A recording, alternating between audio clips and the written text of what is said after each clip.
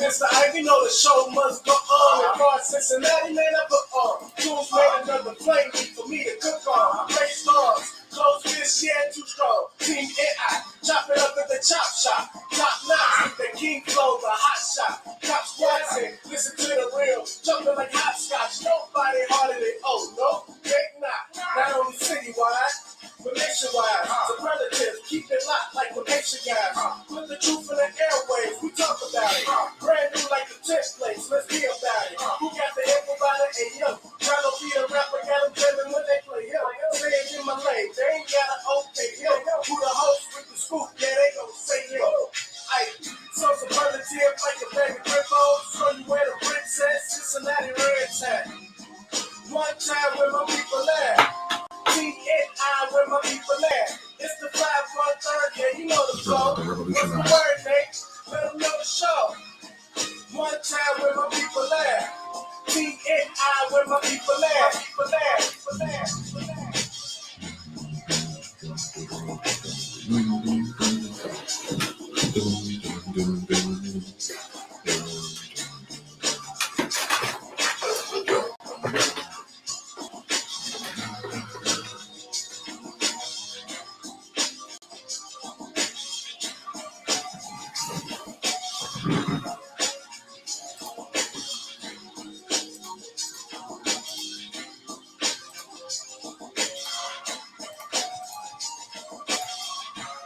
Good morning, everybody. Welcome back. How are you doing?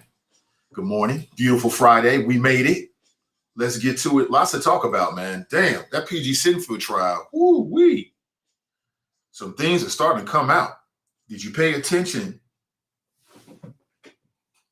to what was revealed yesterday at the trial? If not, we got you covered. Good morning to you.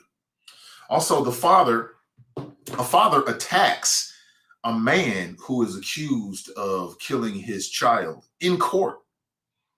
That happened here in Hamilton County. You may have seen the video. I won't show it for you, but you may have seen the video. I do have a link for you. You can check it out for yourself. And I'll be honest with you, I don't feel no problem with it. I'm not supposed to say the PC thing, the right thing. You know, I'll let other people do that. I'm just going to speak straight from the heart. Straight from the heart as a father, I don't get no problem. I don't have no problem with it. You know, you kill somebody's child, allegedly, and then the family catches up with you. Shit, that's natural. So that's God's law. You know what I'm saying? You know, watch what you do out here. It is what it is. Good morning to you. 513-873-7134. If you'd like to share your thoughts this morning, I would love to hear it. We made it. Now, let me give you a heads up. Starting on Monday through Thursday, I am going to be making some moves. So I'll be in and out of the city next week. I plan to take the equipment on the road with me when I'm actually traveling and broadcast live wherever I'm at. At the very least, I can broadcast straight from my phone. You know what I'm saying? If we got to do it that way. But I'm hoping we can keep things looking the way they look and sounding the way they sound. And I think we'll be okay. But I want to give you a heads up. All right. Just starting on Monday. Time keeps on slipping. Man, listen, I'm telling you, Cincinnatians, there's a high concentration of very highly motivated, very talented people that live in the city. I mean, there are Cincinnatians out there that are changing the world. And I'm chasing some interviews right now. When I secure, I'll let you know. Good morning to you. Terrace writes, I've seen the video. I would have done the same thing. I ain't mad at you. I felt him 100. Absolutely. He got a really good shot in too, straight from I think it was a right, straight to the right. Boom. I ain't mad one bit. Like I told you, I am not for the death penalty. Not even in the case of, children. I do not believe in the death penalty at all. The death penalty is dead wrong. And while you might have individuals that individually deserve the death penalty, who might even admit their guilt, the next man or woman who is not guilty does not deserve it. The whole institution is corrupt. Everybody knows the criminal justice system is effed up. How can we leave an effed up system to make ultimate decisions about life and death? It is wrong.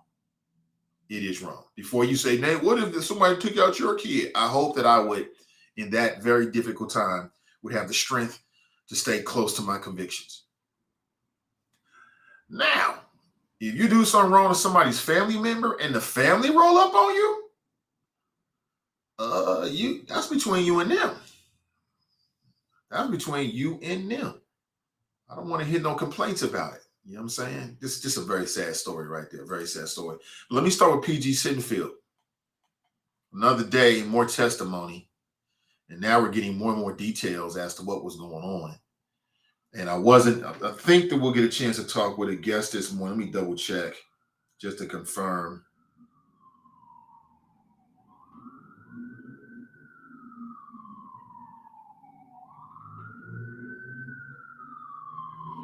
Yeah, I think we'll have a guest on after 9 a.m. this morning to get his insights. We've been talking with Steve Gooden, so let's see if we get a chance to talk with him. But from what I read, and Black Rush, if you're out there, I know you've been going down to the trial. Perhaps you can call in and give us your thoughts. But it's quite interesting. You know, the government has revealed more and more and more. So now what we know is that the government was looking at corruption here in the city of Cincinnati going back to way like 2017. You know what I'm saying? We still don't know how they got tipped off per se. But we do know that they were working with people, not just Chinedum and Dukwe. They're working with people in the city of Cincinnati. And I don't know if we're ever going to know what precipitated it. Like, did they get a tip? Or I don't think we're ever going to know that. Good morning to you. I don't think we're ever going to know that. But we do know now that the government was working. They were surveilling and targeting people in the city of Cincinnati going back to way to 2017. We now know that. We now know that Chinedum and Dukwe was not only dealing with some criminal exposure. I love that term. I just learned that term this last week. But he was also getting paid.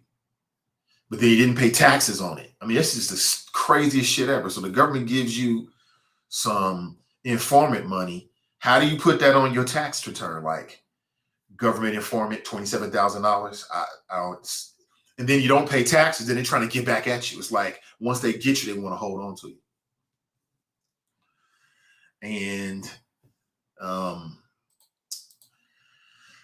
yesterday, and again, I'm getting this from local news, so I'm getting it secondhanded.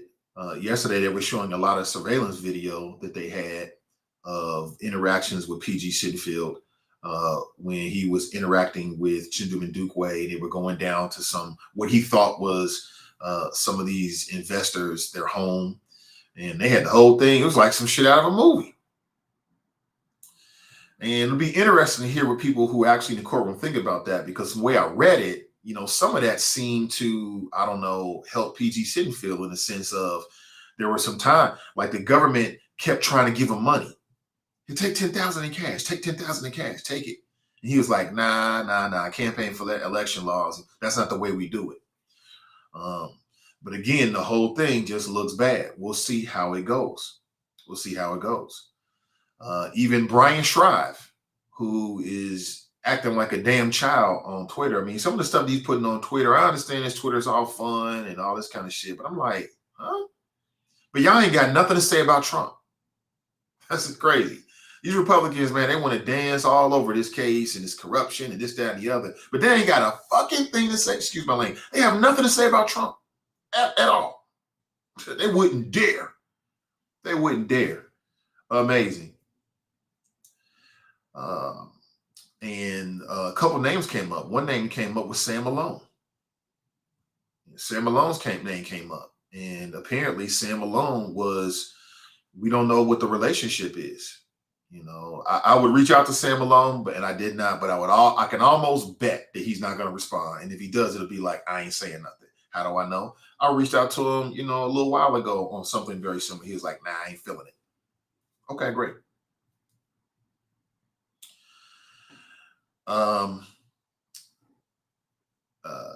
Sam Malone was either he was wittingly working with the FBI and he was showing people around the city of Cincinnati. And again, Sam, if he is mad about this, so what? It's in the news. It is what it is. Or he was unwittingly, like, man, he didn't know they were FBI agents. So apparently these agents, man, the word got around town, and people was trying to get at him. And for what reasons, we don't know. Maybe it was donations, maybe it was to try to help. I don't know. But I think that's an open-ended question that's kind of hanging over, this whole situation is, did Sam Malone know that these men, and this is coming from what came out in the courts, that these men that he was showing around town were actually FBI agents? If he did know, the question is why? Why was he working with them? And if he didn't know, well, then that he didn't know. But that's an open-ended question right there. We still don't know. 513-873-7134. I'm telling you, all kind of shit coming out. All kinds of shit is coming out when it comes to this case. And again, I wasn't in the courtroom, but from what was being reported, it just seems as if the waters are getting more muddied about this situation. Like I told you from day one, and a lot of people didn't want to hear it from me because they thought I was biased. But I ain't biased about when I'm talking to the people. I keeps it 100 with you at all times, no matter what the case may be and who's involved. In my honest opinion at that point, and again, I'm a layman. I ain't never been in no courtroom before, other than to get the hell out as quickly as possible. But I'm not a lawyer. But just looking at it, I'm like, the line is so blurred. It's just like, the real culprit in all of this is the fact that we didn't have tighter, laws and rules around city council to make sure that everybody knew exactly what the line was. But when you have a blurred line, that's open to self-interpretation. I mean, shit, motherfuckers gonna go straight up to the line. This is politics. They're gonna do what they gotta do. That's why it's up to us, the citizens, to force our local government to reflect our values and say, look, this is what we want. This is what we don't want. So we'll see what happens here. Like I mentioned Brian Schreiber because I saw on Twitter that even he was like, yeah, the government's got a tough case here. And Brian Schreiber is acting like a child when it comes to this, on Twitter right now. He's not even getting really a big response. He thinks this shit's funny. But, it is what it is. Everybody got a different mentality. Me personally, I hate to see anybody get caught up with this American so-called justice system. I hate to see it. Because shit, you ain't got to be guilty to go to jail in America, especially if you got some melanin, any kind of pigmentation. Your ass is potentially done. You know it, and I know it. So we'll see what happens. We'll see what happens. I know there's going to be more witnesses. Some will be for the defense. Some will be for the prosecution. They're going to say what they're going to say, and then we'll get a chance to see, what's really going on here. But like I said, this thing was deeper than that. It was deeper than just PG Sittenfeld. As I understand it, and I could be wrong about this, but that's how Jeff Pastor met these FBI agents, because it was introduced to him by Sam Malone. That's what if I read that wrong, then I don't want to be wrong on this, because this is very serious stuff. But that's what I read.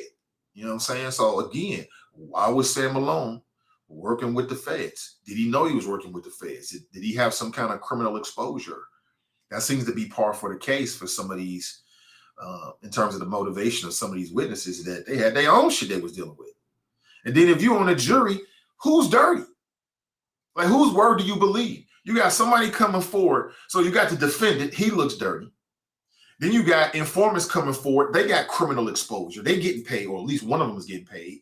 Who do you believe? That's got to be very confusing. That would be confusing for me. You know what I'm saying? Because, yeah, I know that's how the government works, and the FBI turns informants, and I get all that. But we human beings. And the way human beings work is we start thinking what your motivation is.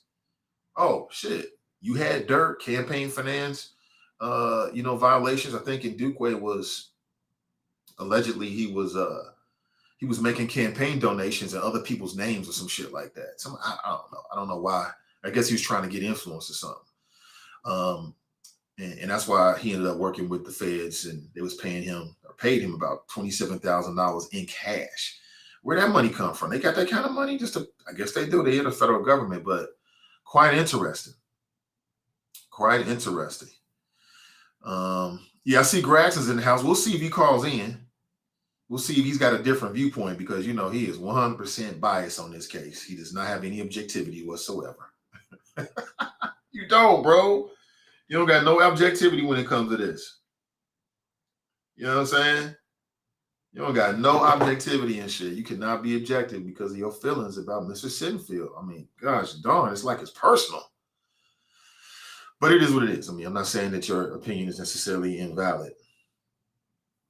Yeah. Very interesting. I mean, like I said, yesterday was very interesting, and I think I just confirmed with Steve Gooden. Yeah. Okay, yeah. So he's going to call in about a little bit after 9. He'll be at the courthouse, and he'll give us a call and give us his perspective.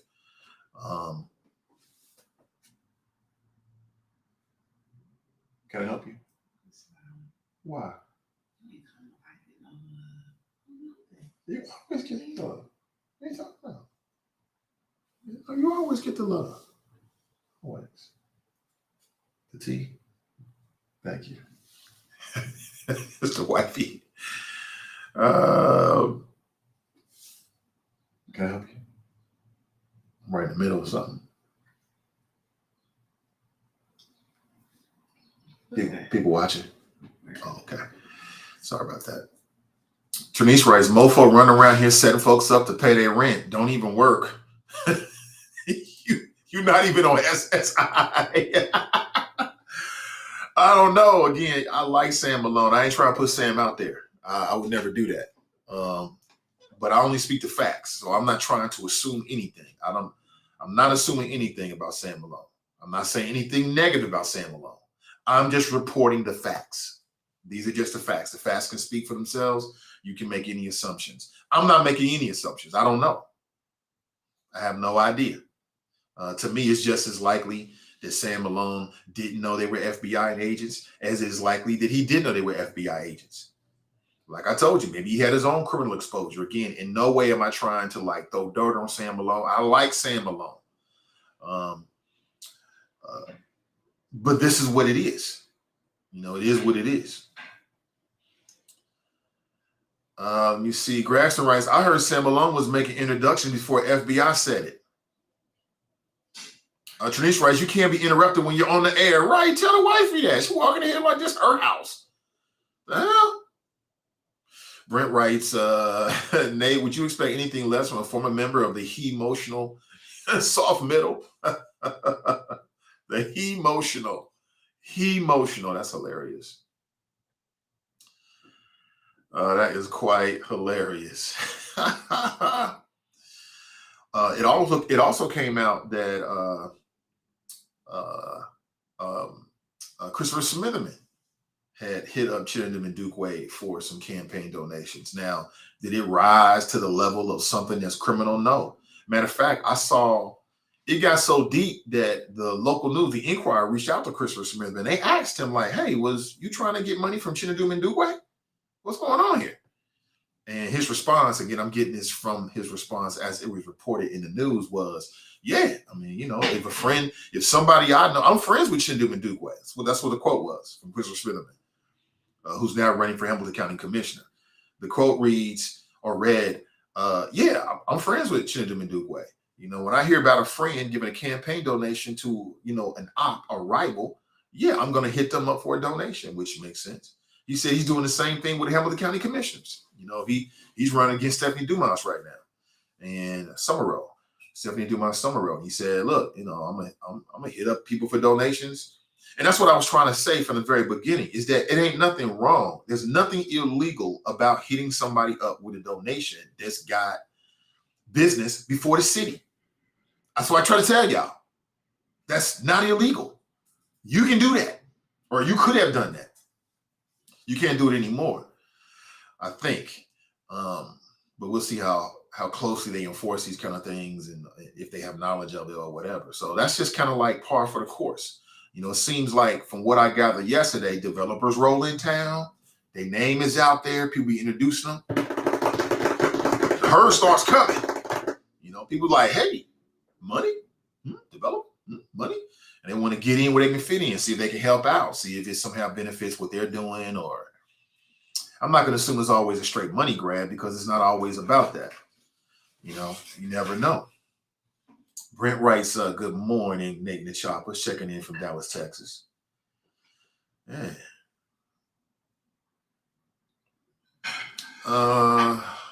You see here, Grasson writes, PG is cooked looking at the evidence.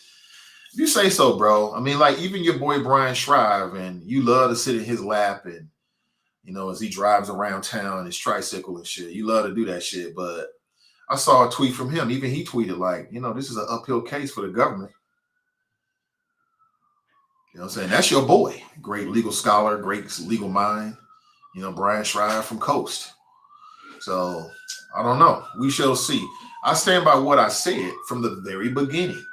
I've seen nothing that has changed me one way or the other. There's been some things I'm like, oh, snap, that looks bad, or, ooh, that's suspicious. But it's still a lot of gray area.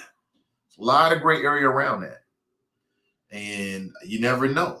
You never know. I mean, there's evidence and times where I'm looking at it and I'm like, damn, PG, that look bad as fuck. Why you say that?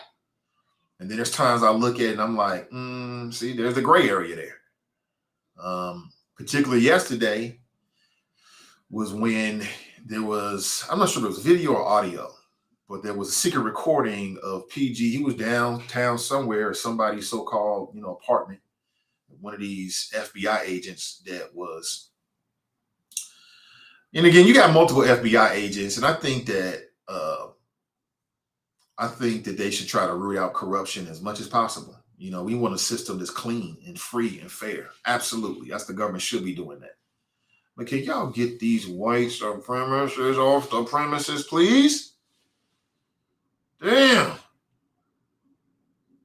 Can y'all get that? Can y'all deal with that? That would be very helpful. But there was times, like I said yesterday, as has been reported, in which the government was trying to give them cash. Like, hey, take this cash, take this cash, take this cash. You don't want some cash? I got 10 grand for you right here. I got 10 grand for you. I got 10 grand for you. I got 10 grand for you. I got 10 grand for you. And PG was like, nah. That apparently they was trying to get him to go on trips. He was like, yeah, trip? Nope. As I understand it, Jeff Pastor took some trips. He went down to Miami, was living it up for a little while. Thank you so much. Where you gonna be at? He's going right. How you feel? You sure? You don't have to. No, I know I don't. I think it's the right decision. You think so? Okay. All right. Well, we in it together then. It's our decision. All right. Are you okay with it? I would be more comfortable with him just being here, but that's just me. Yeah. Yeah, because he's gonna have to come home, right? Excuse me, family stuff. Because he's gonna have to come home, right? Yeah, but I have no problem with that. I go pick him up. We'll stay home. He can play 2K. Look at me making the case. Give it a couple minutes. I'm in here. Sorry, folks. Black family shit we got to talk about. Something going on with our son today. And family stuff, man, is just like you never, it's just fear, fear, fear, fear, fear. That's all it is. You just be fearful about your kids. And yeah, you're supposed to have faith in all, but I don't have no faith. I got faith in me and that woman in this family. Outside of that, I don't know. Tabitha writes, the FBI need to look at that FC Cincinnati deal. I bet it's full of crooks. Really, Tabitha? I'm not sure how.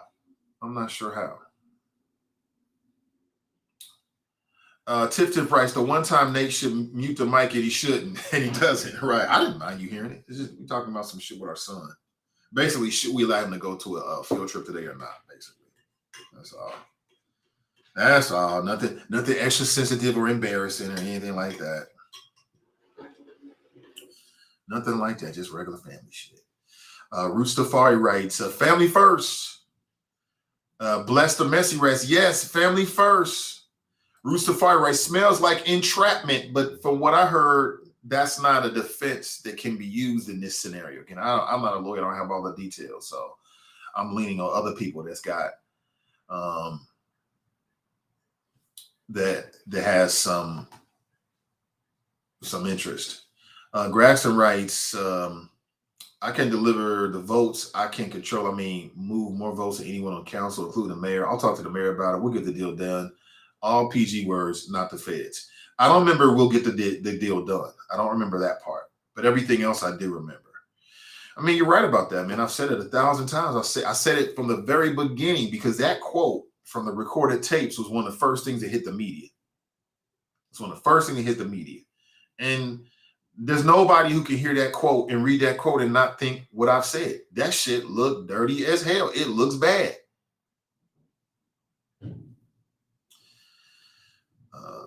But it just looks bad.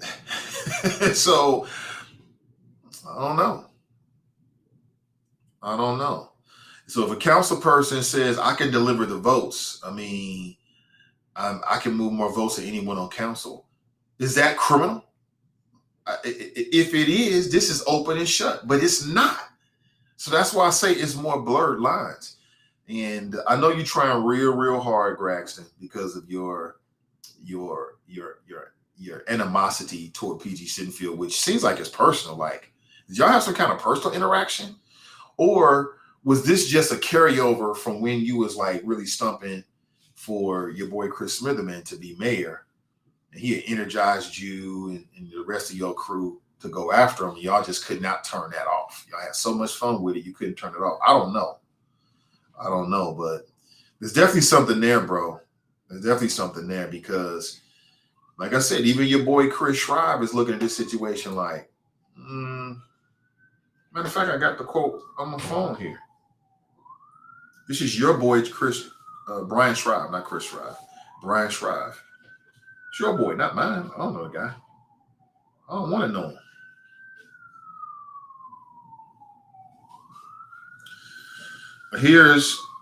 Here's what the quote is from the Cincinnati Enquirer. No, this is a Post from yesterday, Cincinnati Post. A hidden recording device was placed on the kitchen counter of the agent's apartment, and Sittenfeld is seen having a beer, placing campaign donations inside a sport coat, and talking about how to further the convention place project. Pardon me.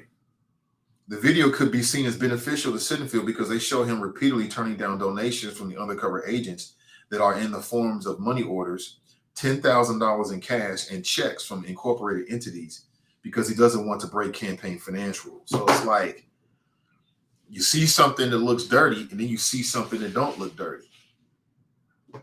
You know? So what do you believe? Here's Brian Schreiber. I think this was a day or so ago. He's going after Jeff Pastor. He writes, while Brian Schreiber won't be the youngest council member to go to federal prison, at Vote Pastor will get that honor. He will be able to brag that he got the longest sentence of any council member. This is what Brian Schreiber says. But he also says, or tweets, that the government's got an uphill battle and that it's going to be difficult to get a conviction. Here it is. This is just yesterday. Since politicos remember feds have a tough case to prove against PG Sittenfeld, he may skate if the feds don't have their absolute A-team on the case. Beyond a reasonable doubt is a high bar. Right now, I say it's 50-50 that he walks. That was just yesterday. So I don't know. People got different opinions all over the board. Chris is in the house. What's up, Chris? Good morning. What's up, Blessed or Messy? Good morning. Good morning. To my people on Spreaker, Sharp, good morning to you. Ashley, good morning. What up, Ray? What's up, Fox? A week in the JC is excessive. Perhaps a good talking to or a day is sad. Is that what you got, a week in the JC? I think a week in the JC is excessive, considering what's going on. Like, for instance, if you can mistakenly leave your kid in a car for 8 hours and don't get charged at all because the Hamilton County prosecutor has sympathy, like on some you've suffered enough type shit, then in a situation like this where a man allegedly killed your son, brutally killed your son, and you go to court and you get overwhelmed with emotion and you pop his ass in the mouth, you should be able to walk on that. That's just me. You know, temporary insanity, Judge. I didn't mean to hit him. I didn't come down here planning to do that. But when I saw his ass, I just had to take a shot. And I have to take a shot too. You're going to feel this for sure. And I hope they get to his ass when he gets to prison, if in fact that's where he goes. You out here killing children. I think the reason why in that Kylo Lattimore case is because, and it just goes back to the disintegration of the family unit. It goes back to the disintegration of the family unit. And as a man, I blame men.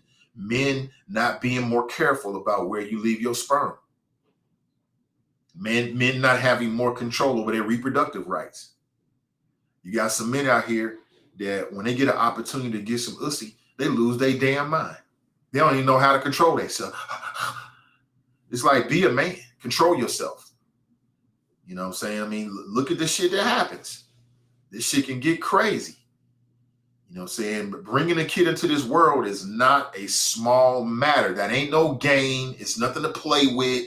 You bringing another human being into this reality. You owe them something. You owe them something. And Negroes be out here. I'm not saying I'm better than anybody, but Negroes be out here. It's feeling all good when you busting that nut. Feeling like a man. You didn't conquer the ussy. Baby come up. You ain't nowhere to be seen. You're not in the house with the child. Well, if you ain't in the house with the child, then you have no control over who the mother of the child brings in the house. You ain't got no control over that. You ain't got no control over it. Did you just pray? You prayed? Did you? Literally? No, I did. You got some more of those peaches? I would like one. Oh, give it to him. Give it to him. Take it. I'm on air anyway. You better tell him right now. Yeah. Why is it so? Kittle says she. Hold on 1 second. Kittle says she never went to Kings Island. She said she never went to Kings Island at CRC. I don't know. Well, Okay, let's do it. Yeah. Okay. Free yourself, right? Yes. Okay. All right. Sorry about that. More family shit.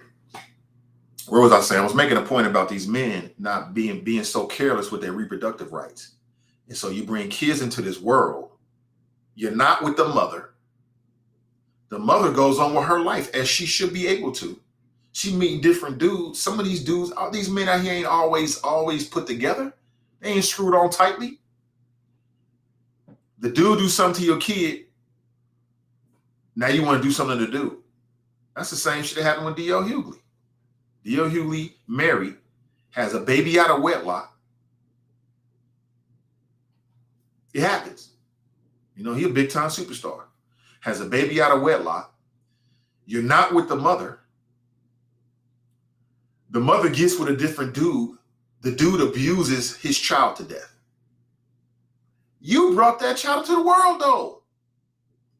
You brought a child into the world. You had no intention of being with that child. You setting that child in that situation back. Period. I don't know all the details with Kylo Lattimore. I don't know all the details. All I do know is that the mother had a child with one dude, but she's not with that dude. She gets with a different dude. This dude ends up killing the child.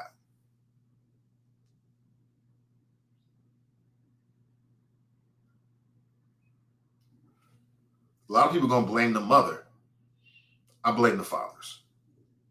You know, men got to be more careful about what they doing with what they got. Negroes out here act like they ain't never seen no ussy before. I gotta have it. I gotta have it.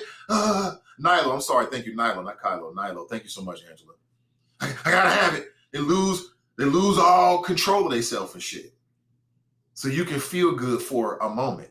Meanwhile, you set a whole set of series of emotions that's gonna impact this child. It's gonna impact this woman. If you ain't then wrap up, strap up. You know you ain't gonna be with her, but you're gonna leave her with a baby, and then she got to chase you for child support in some cases. It just becomes a nightmare. But people are selfish. People only care about themselves. Some people anyway.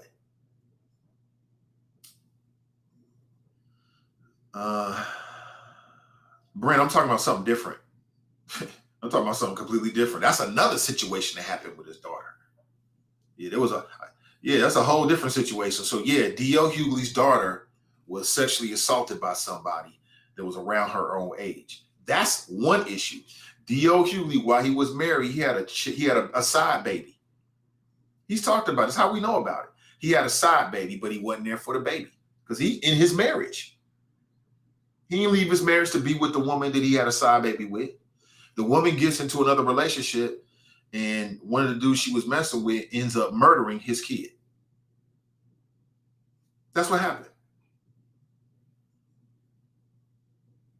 Charles writes, I don't blame Nilo's mom or dad. I blame the guy who killed them. You don't know the circumstances of why Nilo's parents busted up. You're right. I don't know the circumstances about why Nilo's parents busted up, Charles. And so I'm not talking about Nilo's father. I keep saying Kylo. I guess I'm on some Star Wars shit, right? Kylo Ren. But you're right. I don't know the circumstances. But I do know in general, and that's what I'm speaking. I'm speaking in general.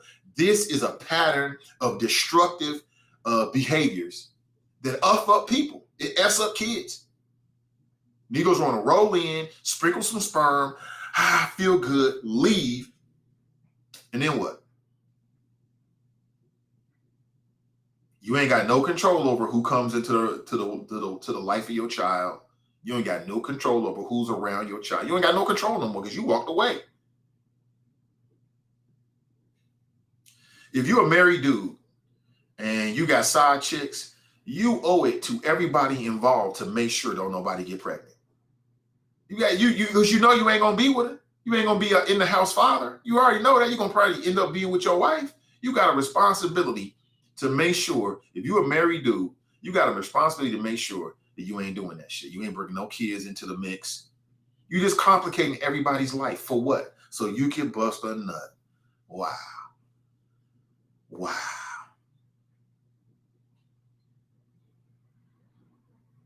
You know what I'm saying? Yeah, I watched it. It was dope. That Obi-Wan Kenobi is everything, especially from people from my generation, right? A child of the 70s, children of the 80s. Man, listen, it was everything. Everything. It's just worth your time. It's definitely worth your time.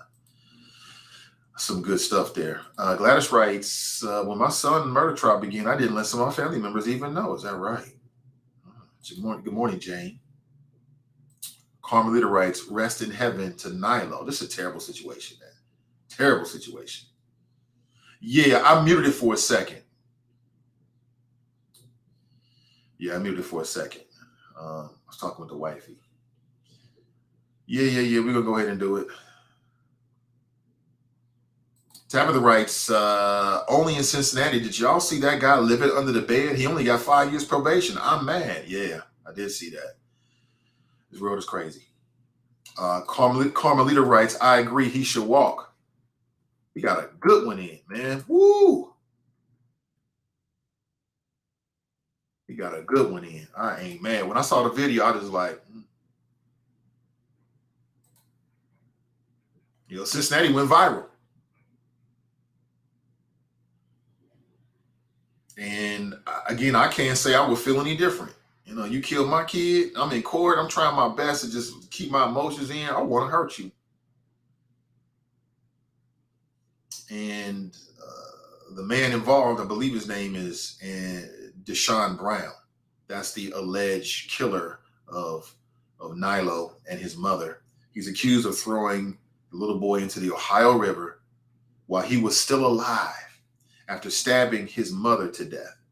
And what he said, obviously the man had got some mental issues, obviously he's got something wrong with him, because what was reported in court or through the media was that his reason behind it was the young woman that he was dating got pregnant, and then she had a miscarriage, but he believed that she caused the miscarriage. So he gets all of his feelings on some, you killed my baby, so I'm going to kill your baby type shit.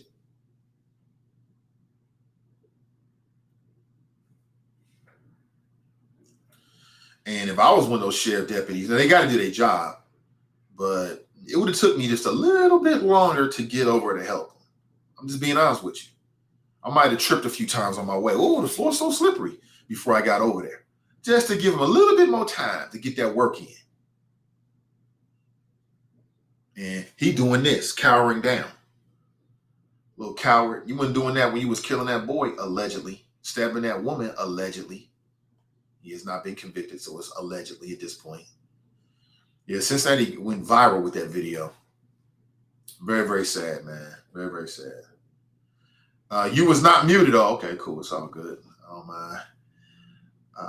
Whack shit, right. Super whack shit. Courtney writes, do you think the father will be banned from the courtroom as a result? Probably. I can see that. I can see that. But I hope he don't get no charges. He don't deserve no charges. What he deserves is they sit down and talk to him and say, look, I know you and your feelings, but you can't do that here. That's all he deserves.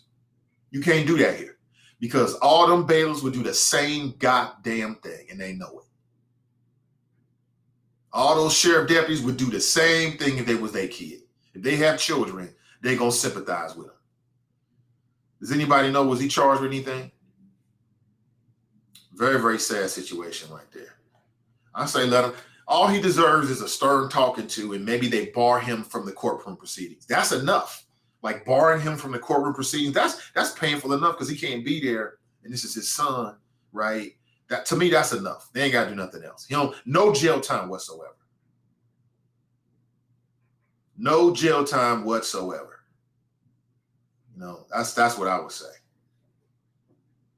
So he walked up to him and got a good one in from the right. You know what I'm saying? He could have collapsed him, but he didn't. Then two sheriff deputies, they ran over and they hit the panic button and all this kind of stuff. They never even found little Nilo Lattimore's body. What they found was his Paw Patrol blanket. And it had blood on it. And the baby stroller was also found in the river. Now, what kind of person can wheel a baby to the side of the river and then push the baby in the river and walk away? Now, clearly, this man has got some issues. And if he doesn't have any issues, that's some evil ass shit, right? That's some cold ass shit right there. Remember, we even had one of the Cincinnati police officers that called into this show talking about the search for Lionel Latimer. They looked up and down the river trying to recover that boy's body. There's no telling. It'll probably turn up at some point.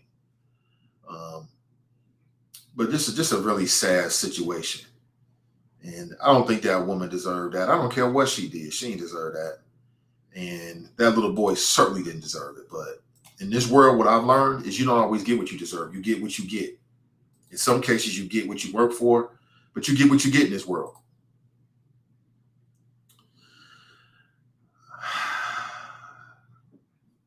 Two females, one black, one white. They did pretty good. Yeah, they did their job. They did their job. Crystal writes, a complete psychopath. I don't know if he's something. I'm not sure what. Charles writes, I haven't heard about Nilo's dad catching charge. He shouldn't. If I'm the judge, I didn't see shit. I saw it, but I'm not giving you no jail time. And,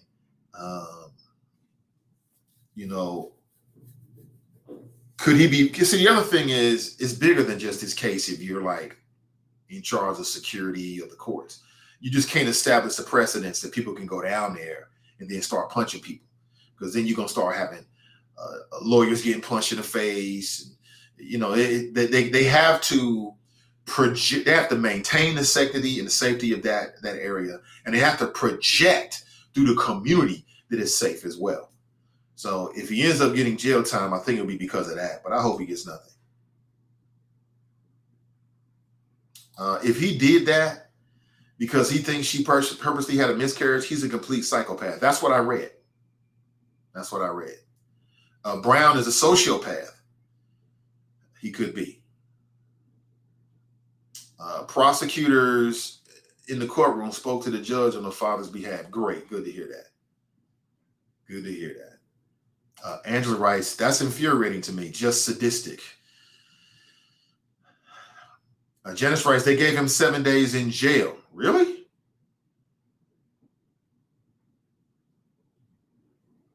All He got 7 days. People saying he got 7 days. He got 7 days for that? That's too much. That's too much time. That's too much time. At the most, I would give him 1 day. At the most. But again, the reason why they did that is that they cannot, if they don't give him some kind of jail time, then what is that going to do for the next person that goes down there and they're confronting the alleged killer, their family member? It's going to open the door for anybody to take some shots. You know, I ain't mad at him. I ain't mad at him. And I don't know all the details, but what I will say is to the men out there, watch where you throw your sperm. And if you ain't ready, and again, I'm not saying anything about this father because I don't know. I'm just saying in general, I'm looking at this situation and I'm just making a larger point. I don't know that man. I'm going to assume all positive things about him. I don't know. But what I'll say in general is be careful where you throwing your sperm. You know, your night or your week or your month of pleasure could lead to a whole human being here that needs a daddy, that needs love, that's going to grow up. Somebody's going to be around them. You know what I'm saying? That shit is far more common than you realize. You know what I'm saying? You know, a woman, single woman out here, she trying to go on with her life. She meet a dude. She like the dude abuses her kid. I don't understand it. I don't understand how you could ever have an issue with a kid. Even if it's a badass kid, you just leave them alone. You know what I'm saying? Like, nah, this ain't working for me. I remember back in the day, I had a buddy that was dating a woman. He liked her. But he said every time he went to her house, the kids was just disrespectful, disrespecting him. He was done. He said, I can't do this. Now, you know how kids are. Sometimes they do that kind of shit to drive men away because you ain't my daddy. But that's how you deal with it. You just walk away. You don't do something to somebody's child. That's crazy right there. Absolutely crazy. But good morning to you. 513. You got 7 days for that? Wrong. That's why I'm not a officer of the court, because I would do things differently. You know what I'm saying? I would do things differently, which probably wouldn't be the right way of doing it. I would not have given that man any more than a day. No more than a day in court. No more than a day in court. No more than a day. That's it. Carmelita writes, the news said he was in charge of it last night. Okay, so a lot of people saying he got 7 days. I don't know. Let me double check and see what I can find this morning because I'm sure it's out there. Hey, good morning to you, Nat. Good morning. Terrace writes, a great point, Nate. Watch where you shooting the club up. Yeah, because you ain't gonna take ownership of the club. Some of these dudes ain't got no intention on taking ownership of the club. I don't get it. Brent writes, being a daddy just means you help bring a child into the world. Being a father means that you are actively raising your child physically, emotionally, and spiritually. Yeah, any male with sperm can become a biological father. Right? See, I flip that.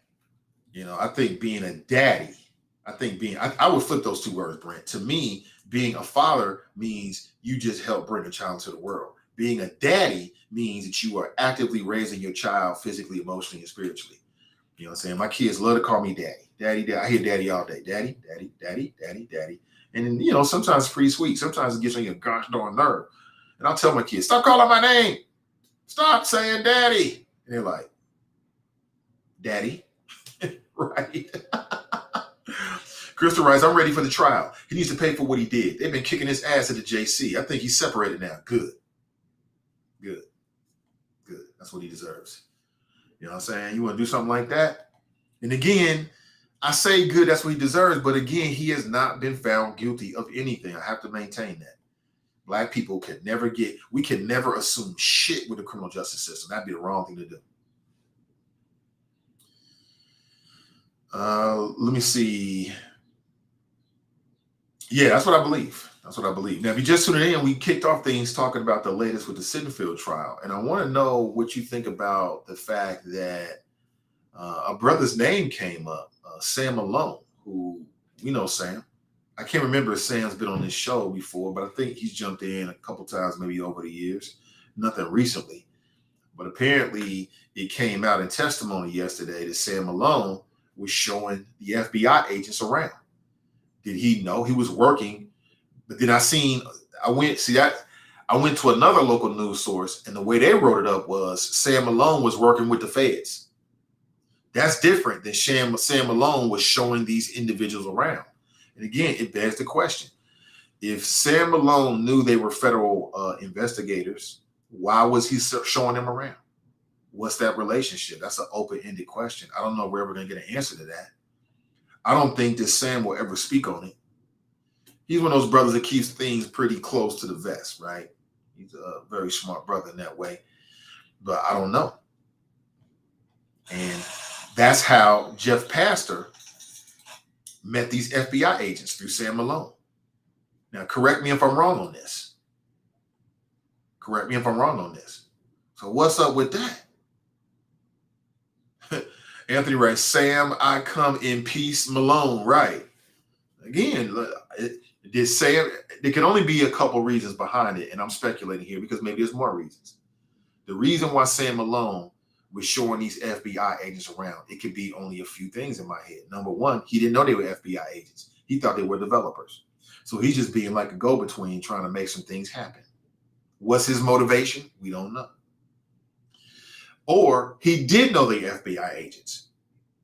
So why would a person knowingly work with the FBI and, show them around town? It's because of just good-hearted, guy who believes in law and order? Maybe. Or was some other self-motivation? We don't know. I don't know. But just think about that, man. Here you are, Jeff Pastor. Your goose gets cooked by another black Republican. That's one way of looking at it. The other way of looking at it is, okay, Sam Malone introduced you, but he didn't make you say nothing and do nothing and go on trips. You did that on your own, sir, which is exactly true. I'm not going to blame anybody else. Like, if I get caught up in something, I ain't blaming nobody else. I know what I was doing. I did it. That's the way I look at Tamaya Denard. That's the way I look at PG Sittenfeld. That's the way I look at Jeff Pastor. They did that. People try to say things like, oh, well, Tamaya learned this from PG Sittenfeld. Well, you might learn a lot of bad shit from people around you. But when you put things in actions, that's on you. Sam Malone introduced the FBI agents to Jeff Pastor. It's Sam Malone's fault. No, not really. That's on the individual. Nobody make you do what you and say the things that you want. You setting up LLCs and taking trips to Florida. Nobody told you to do all that shit. You did that. But there's still some question marks. Jenny writes, was Sam Malone a councilman? Yes, he was. He was on council for at least one, maybe 2 terms. Sam Malone, Sam, I come in peace, Malone. Again, I like Sam. When I see Sam, he's always friendly. I like Sam. So I'm not trying in any way to throw some shade on him. I'm just doing what I do. Speaking of facts, stirring the pot, trying to get to the bottom of things, asking questions. Daryl's in the house. Good morning. Carmelita writes, I'm 43. I still call my father daddy. Yeah, I can tell. I'll be daddy for the rest of my life. And I'm okay with that. William writes, R's eating their own? Nah. Eloise is in the house. Good morning, Eloise. She writes, good morning, happy Friday. L-O-L-O-A. L-O-L-O. Charles writes, it sounds dumb, but I take the 7 days. I take the 7 days too. Shit, I take more than that to take you kill my child. I get a chance to take a shot at you. I'll take more than that. It's worth it. It's worth it to me. And wherever that man is, he's probably thinking it's worth it. And everybody else in the JC is like, I did the same thing. You know what I'm saying? Like I said, that's why you don't mess with people's kids, man. Angela writes, they'll probably slide him out on the low. Good morning to you. What's up, Nat? Good morning, everybody. Anybody got a handle on it? Didn't one of Sam Malone's sons get in trouble with the law recently? I don't recall. I don't recall, Charles. Send me a link. I'll check it out. I don't recall. We just looking for motivation. Like, why was Sam Malone showing people around? Again, it could be completely innocent. Like, he's that guy. He's that go-between guy. He found out about the developers. He's like, you know what? I might be able to introduce you to some people. I like to make new friends. It could be something as simple as that. Don't know. I don't know. See, who's next to be called? Pastor Brian Tome, or is it Tome? He's the pastor out at Crossroads Church. That seems to be a very influential church, Crossroads. I've never been to it. They got a big ass facility over there in that's the Hyde Park area, something like that. Crossroads. Apparently, he's going to be potentially a character witness in favor of Christopher PG Sittenfeld. Jeff Birding, president of FC Cincinnati, could be called to testify as well. You know what I'm saying? And as well as Chris Ciccinelli, he's the CEO of Pure Romance, and also councilperson Chris Seelbach. So again, I don't know, folks. We'll see. I feel the same way. PG Sittenfeld is accused of federal corruption crimes, including bribery, attempted extortion, and honest services wire fraud. He's accused of illegally trading Cincinnati City Council votes for campaign donations. But it just seems like the case is just not so open and shut. We shall see. We shall see. Good morning to you.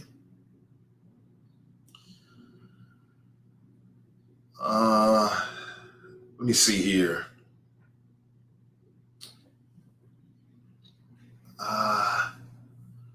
The other thing about this that makes it so murky is the fact that, as I understand it, and more information might come out, but Mr. Sittenfeld didn't put the money in his pocket. He put the money in a PAC, which is public knowledge. If you know about it, you can go look and see who's giving donations and who is running the PAC. So why would you do something illegal and then leave a public record about it? Does that make any sense?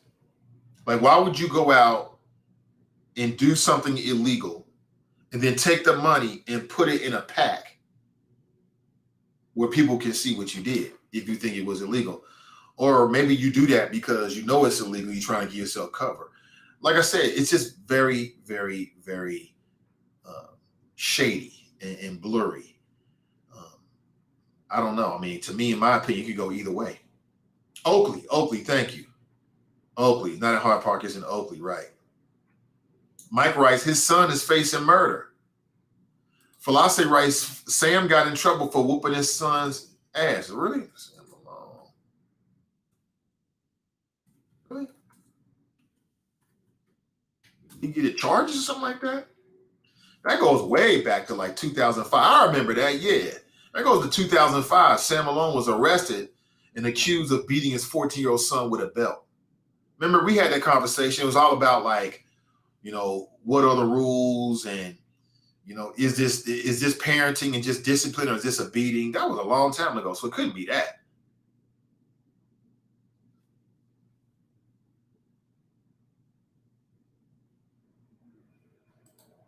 Yeah, it couldn't be that. Couldn't be that.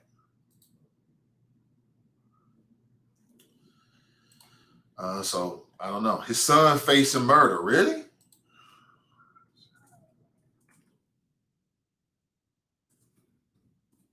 Look this up.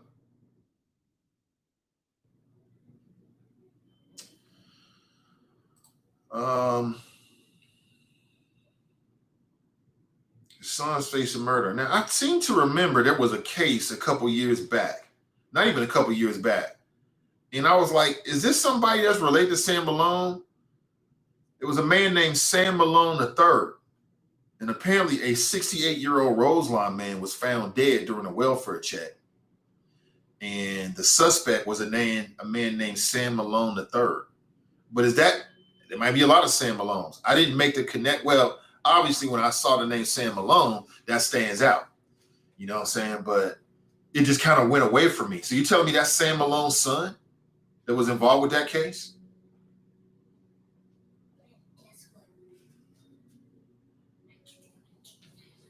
Listen, man.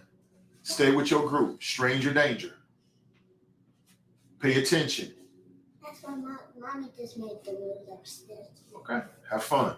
Stay with the group. Yes. And be strong. Don't let nobody take you nowhere. Is it Kenna's birthday today? It is her birthday today. Yeah. Just talking with Junior there for a second. He's going to a summer camp thing. And, you know, as parents, you already got to make that decision. And I'll say happy birthday to Medium Buddha. Her birthday is today. She's 17. She's 17 today. Happy birthday to your sister. Happy birthday, sissy. Daddy, Yes. you're supposed to let me play last night. We'll take care of it today, man. Yay. Can I get back to what I'm doing, please? You mind if I I have more, do what I need to do? things to tell you. Like what? Today, we get at hot. Kings Island, like there's this big slide, and it goes all the way down, and then you go back up, and then you go. I don't want you on nothing. I don't want you on no big rides. No, none of the big rides. Okay. Can I? Don't get on the back of the chair because you'll break it. Daddy, what? There's this plane, and it it's like right here, and you like get to like go around. How do you know? Because I've been to Kings Island. Oh, that's right. That's right. With Yeah. CRC. All right. Because last year I didn't do service college. Right. Because I couldn't. Right.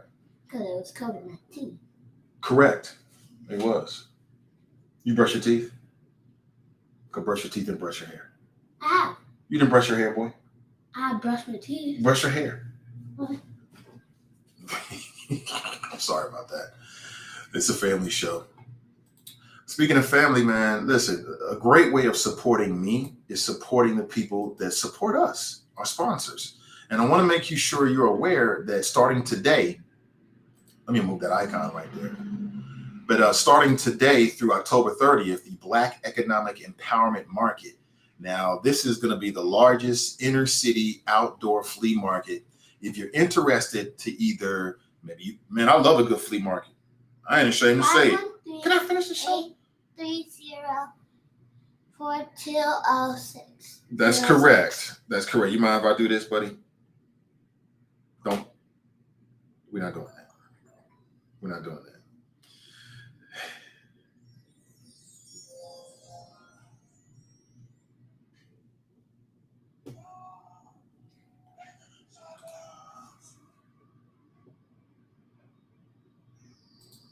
Okay, that's enough. Thank you, son. So starting June 24th through October the 30th, the Black Economic Empowerment Market, Wait, the largest inner city outdoor flea market. You can contact Tanya Dumas at 513. No, let me say the phone. I'm doing it all. No, 513 830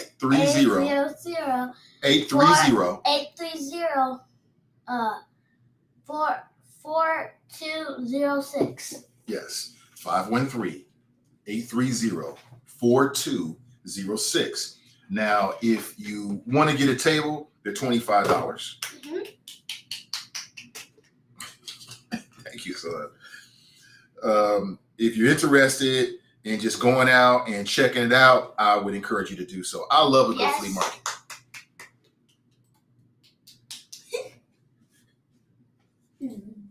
I love a good flea market. Yeah. They got 100 spaces available. They're going to be located at the Marva Collins College Prep campus. That's at 7855, don't hit this, Don Road.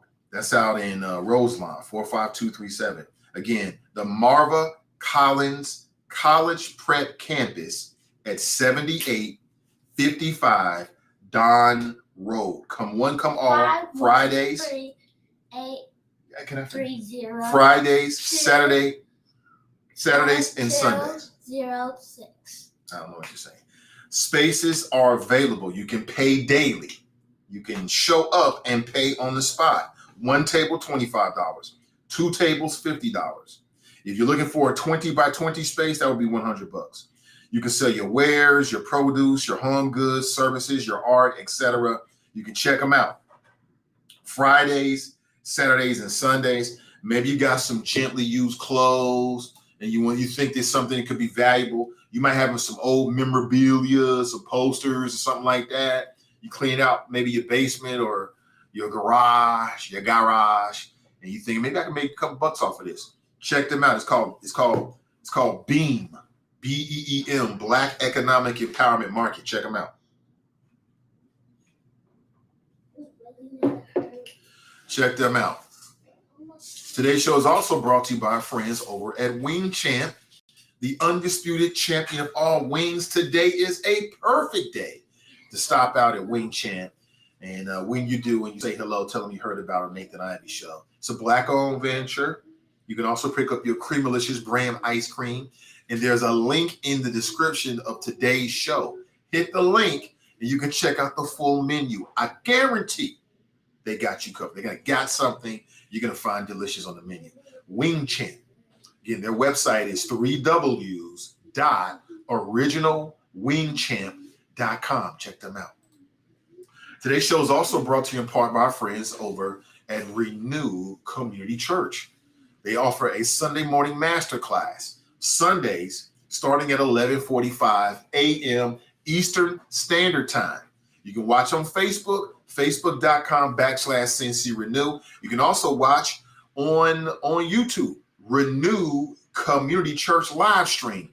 Detox your negative emotions. Connect to God, self, and others better. 9 steps to positive and happy emotions. Check them out with Charlie Winburn. You out the door? What's up? What you watching? Hey, black woman. Hey, black woman. I like that shirt. Okay, what you got?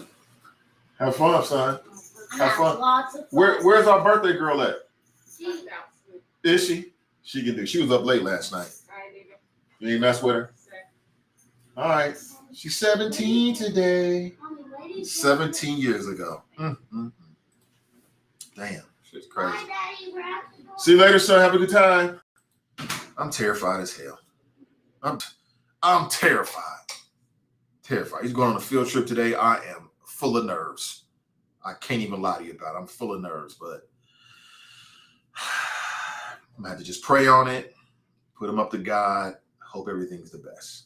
You know what I'm saying? I don't know what I'm terrified about. I just like my people's close to me, so I know they can be safe, but it is what it is. Yeah, it was 17 years ago today that Medium Buddha was born, and I've said it before and I'll say it again. The plan for the wifey and I is that we were just going to be big kids for the rest of our life. We're going to be just big kids.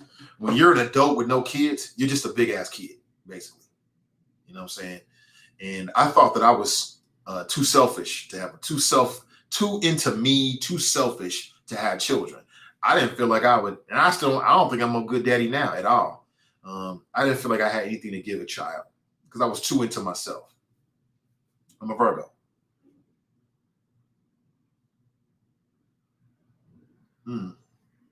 That's good. That's one thing about Virgos. Most Virgos are into themselves.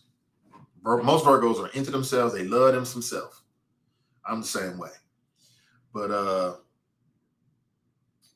you know, again, I'll say about her, man, she different than our son. You know, I don't know, you know, having her as a daughter was like not having a kid. I don't remember her ever giving us, like, the hardest times that we've ever gotten from her are now that she's a teenager. When she was a kid, I've said this before, it's the most amazing thing. She was the most self-contained, self-motivated child, even as an infant, that I've ever fucking seen. I don't think that's rare when you have a child that even when they're crawling around are self-contained. And we brought her home. At that point, we were living on the campus at the University of Cincinnati. It was a sweet little spot too. Rent free everything. And we had, we was going to the commissary. Oh my God, I loved it. Man, it was beautiful times, stacking chips. But when we brought her home, you know, her bedroom was kind of like 8 feet down, like 5 or 6 feet down. The entrance to her bedroom was like down the hall from us, down the hall. I literally would put her in her bed and she would be self-contained until we took her out. It was crazy. I wake up in the morning and you're listening for your child. I don't hear nothing. I go in there, she's sitting there playing. Then she sees me and she'll do this. She always been like that. She like that now. But now she got that teenager vibe going on. Oh my God, it's just can be such a fucking headache, but you got to deal with it. When you teach your kids to be critical thinkers, when you teach your kids to challenge, when you teach your kids that they deserve to be respected, you know what I'm saying? And even by adults, then you got to deal with it. You can't break that when they get older and they challenge you. I won't do that. Self-contained. Now, my son, the complete opposite. This boy is trying to get back into fallopian tubes. If he could get back in, he would get back in. Daughter, opposite of that. Maybe it's girls and boys. I don't remember her ever like crying. Like, you know, some kids just cry for no goddamn reason. She never did that. Never did that. She come home, she get her toys, give her some food. She cool. She cool. So she is meeting all of my expectations. She got 1 year left, and then she'll be done with high school, which is amazing. I remember the first day when we dropped her off. Crazy. She's hitting all of my expectations. She's a student athlete. I don't really have anything. I don't have no problems with her. You know, she's developing nicely. That's all you could ask for. And her brain is not full of dumb shit, I don't believe. And it seems like she wants to build something for herself in this world. So we shall see. We shall see. Good morning to you. But she's 17 today, y'all. So give her a happy birthday. Yep, little Buddha is 17. And she grew up on the air. Like I said, the most interesting thing about me is my family. I'm a boring guy. I'm super boring. And she grew up on the air with me. You know, coming to the studio, me talking about just the ins and outs of fatherhood. From my perspective, you know what I'm saying? From my perspective. But she is she's good. She's good. Let me say that. She's good. Hey, little one, play that sound. You don't encourage that. He's gone now. Tabitha, don't encourage that. And Kimberly writes, happy 17th birthday. I will let her know. She writes, push that button. Courtney writes, oh, he said that too calmly. Oh, he getting on those big rides. Don't say that, Courtney, because I'm terrified. He going to Kings Island today. I'm terrified. And there's a part of me that wants to drive up to Kings Island and get a ticket. I've done it before. And just be there. You know what I'm saying? Don't tell Medium Buddha this, but like 2-3 years ago, she went to Kings Island with her class. And they told us that they was going to let the kids like walk around in like groups of 2 and 3 by themselves. I'm terrified. And she's 15, 16, she's 14, 15. And I tried to get inside, but I couldn't get inside. So I just sat in the parking lot for hours. And I was texting her like, everything okay? Because I wanted to be close as possible. So in case I had to run in that motherfucker, I ain't had to drive all the way up there and shit. So there's a part of me, I won't lie, that is thinking about doing the same thing today with my son. I'm thinking about just driving up there, sitting in the parking lot. I maybe get a ticket, go inside, and I don't want to be like a Papa Bear, like looking over him, but you know what I'm saying. We shall see. We shall see. Maybe I don't know. Let's go to the phones. Good morning. Welcome to the show.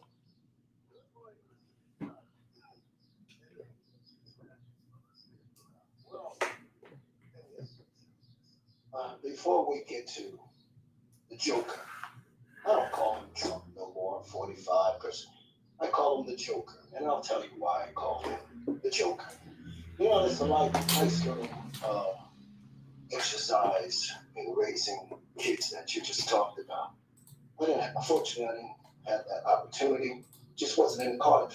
Sometimes there are people across the country just don't have it in the cards to have kids or raise kids, and I'm one of those people. And not because I put myself into all my work. It's just, unfortunately, some of the women that I ran across, I just wasn't feeling it, with marriage. So, Right. Sometimes it's like that, and there are men and women across the country and around the world that it just don't happen, But, as I listen to you, it reflects on, and I've always wanted what you have, the house, the wifey, the they could fence the kids, the dog. Always wanted that. I never ran away from it. It just didn't happen. It just wasn't in the cards. But I enjoy listening to your story, and you're being honest, and I appreciate that. Being honest about, it's all about you. You didn't think you could do it. It's all about me. But, it's good to be honest and upfront. And I think you've done a great job raising your daughter, raising your son. And, it's about, passing on the legacy. And I think in your daughter listening to you, I think that's going to be the strong part of your family. Your son will be too. It sounds like, correct me if I'm wrong, he's more clinging to your wife, which is a good thing. Sometimes kids, like parents, they don't want to break that cord, let it go. But he will. Give it some time. He will. Okay, let's get to the Joker. I know West Coast is listening. The Joker, if you watch the Batman series, and this gives people a good idea of who the Joker is. Okay, we'll give him AKA Trump. Trump is the Joker. Before I moved to Florida, I lived in New Jersey, across the bridge from New York. I can watch Trump and that rat Giuliani. Oh, I want them locked up so bad I can taste it. But Trump is the Joker. That's his name. Don't call him 45 no more. Don't call him President Trump. Just call him the Joker. And if you watch the Batman series, and if you watch some of the series, Batman's harsh enemy was the Joker. He laughed. He committed crimes. He did everything he wanted to do to give Batman a hard time. So if you look at former President Trump, a.k.a. Trump, now the Joker. I'm not calling his name no more. He's the Joker. He laughs. He makes jokes. He kills people. Yes, he has killed people. To me, it's two crimes the Joker committed, which was causing January the 6th, overthrowing the government. Everybody saw it in living color around the world. And the other crime was killing over 1 million people with this virus. Oh, yes, he knew about it. Drop, I know you're listening out there on the West Coast. He committed crimes. Then what you do to people that commit crimes?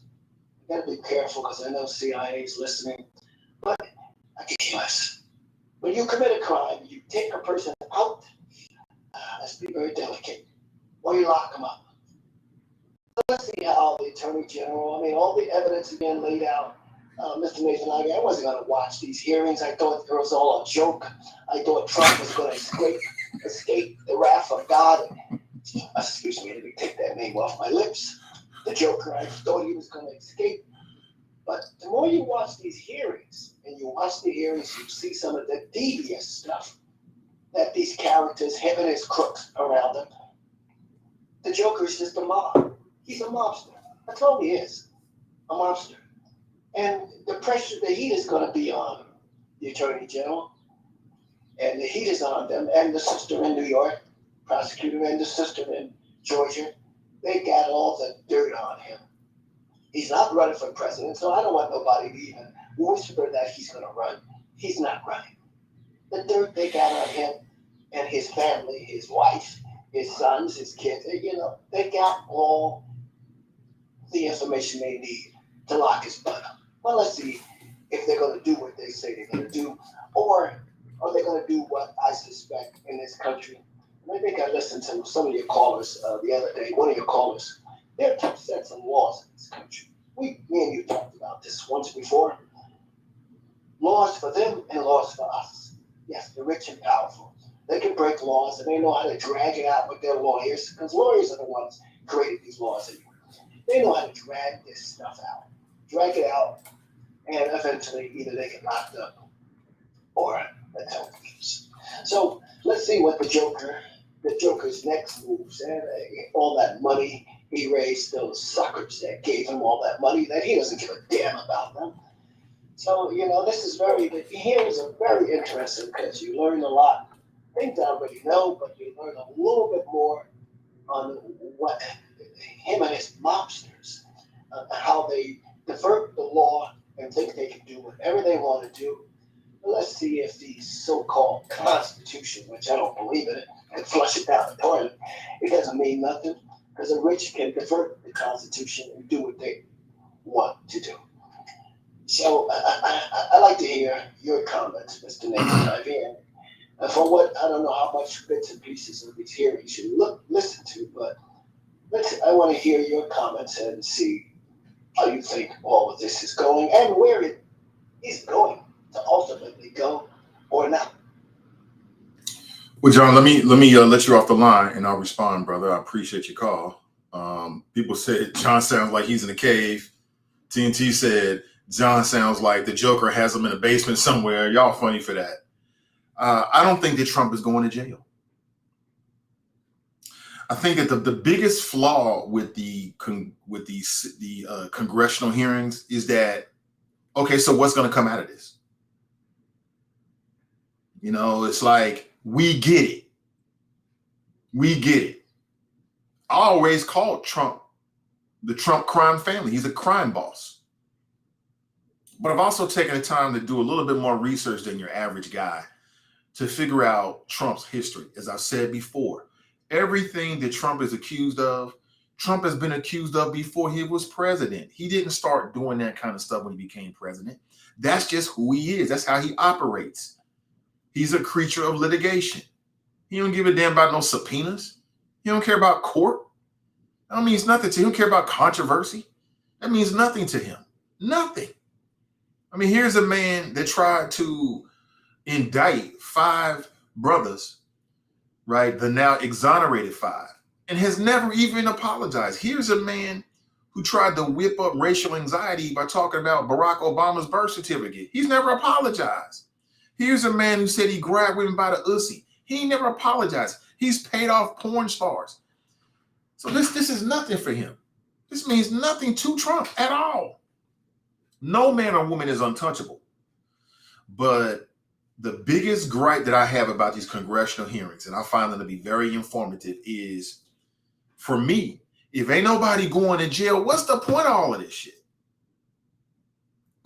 That's what people are looking for, I think.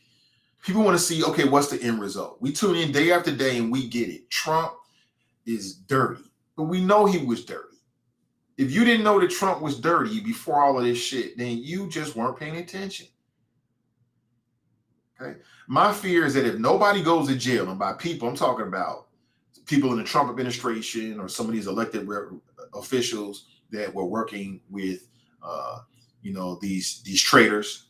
If nobody goes to jail, it's not going to have the same impact.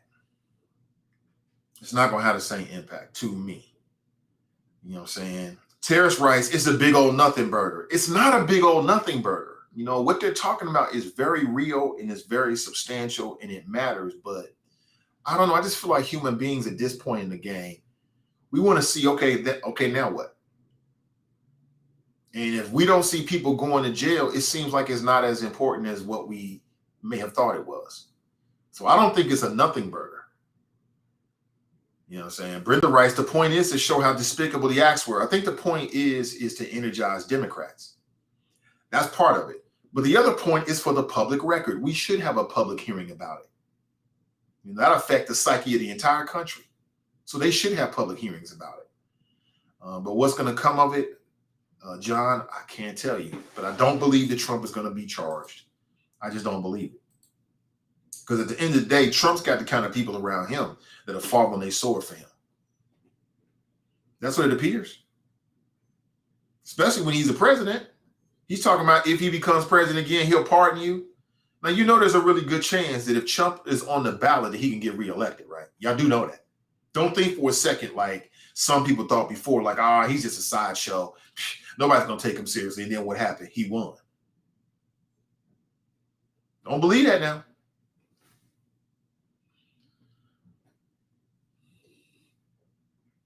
Angela writes, I think it's supposed to energize folks to get out and vote. We'll see in August primary, November midterms. Yeah, that's what I think. I think it's about energizing the Democrat base, which I haven't looked at poll numbers in at least 2 weeks, but the last time I did, they suggested that Republicans were far more energetic and energized about the midterm elections than Democrats. So they're trying to give you an example of why you should come and get out and vote is then these motherfuckers is corrupt. So come out and vote so we can keep the door open. Because if the Republicans take over, they're going to shut down these hearings. They're going to shut down the hearings. All the dirt's going to be tidied up. You ain't nothing here. And then they're going to start their own game. Now, what was the Republicans doing when they was in control of Congress? It was nonstop bullshit. Excuse my language. It was nonstop dumb-ish. Talking about Benghazi and ceremonial hearings about this. Things that was pure. You talk about pure theater. Like, how many hearings did the Republicans, when they had control of House of Representatives, have about Benghazi, about emails, on and on and on and on about emails? Now, they went on and on and on about emails, even though there's no connection between what Hillary Clinton said in the email and Benghazi. The real culprit of Benghazi is the overall U.S. foreign policy, effing with other people in their country. It wasn't just on Hillary Clinton, but it was 1,000 every single day symbolic votes against the Affordable Health Care Act. Every single day, Benghazi hearings. That was so important to America. But then you had an armed insurrection in which people lost their lives in January 6th, where they tried to interrupt the natural flow of the transfer of power. They don't want to talk about that. And that's what they'll do again. They'll bury that shit. And then when they bury it, they'll put something out there on top of it to captivate you, right? That's what'll happen. Shava writes, have you heard from Deshaun Watson, huh?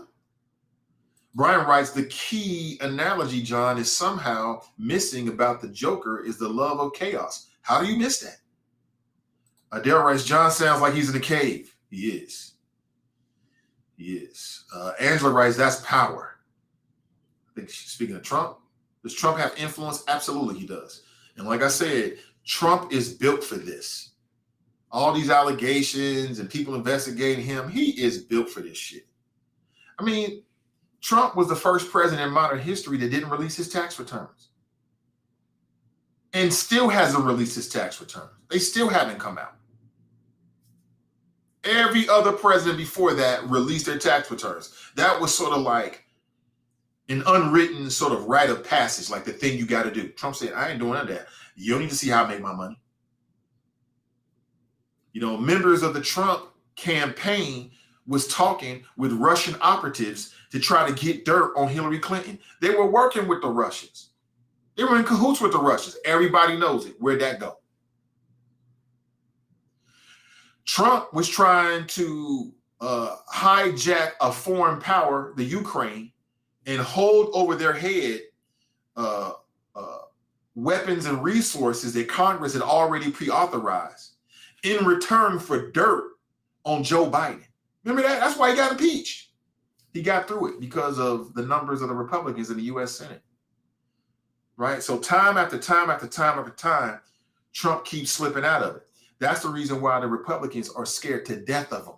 When you see a man that seems to beat unsurmountable odds over and over and over again, and that man is King Petty, and he'll do anything to get your ass. If you cross him, that's the kind of man that people don't want to fuck with. The Republicans don't want to F with Trump at all. They don't understand it.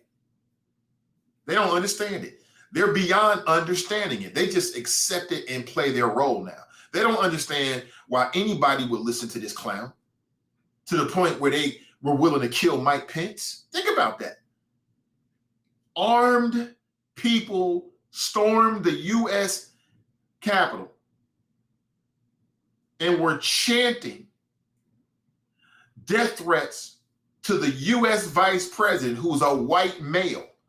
White males were looking to kill another white male because Trump said so.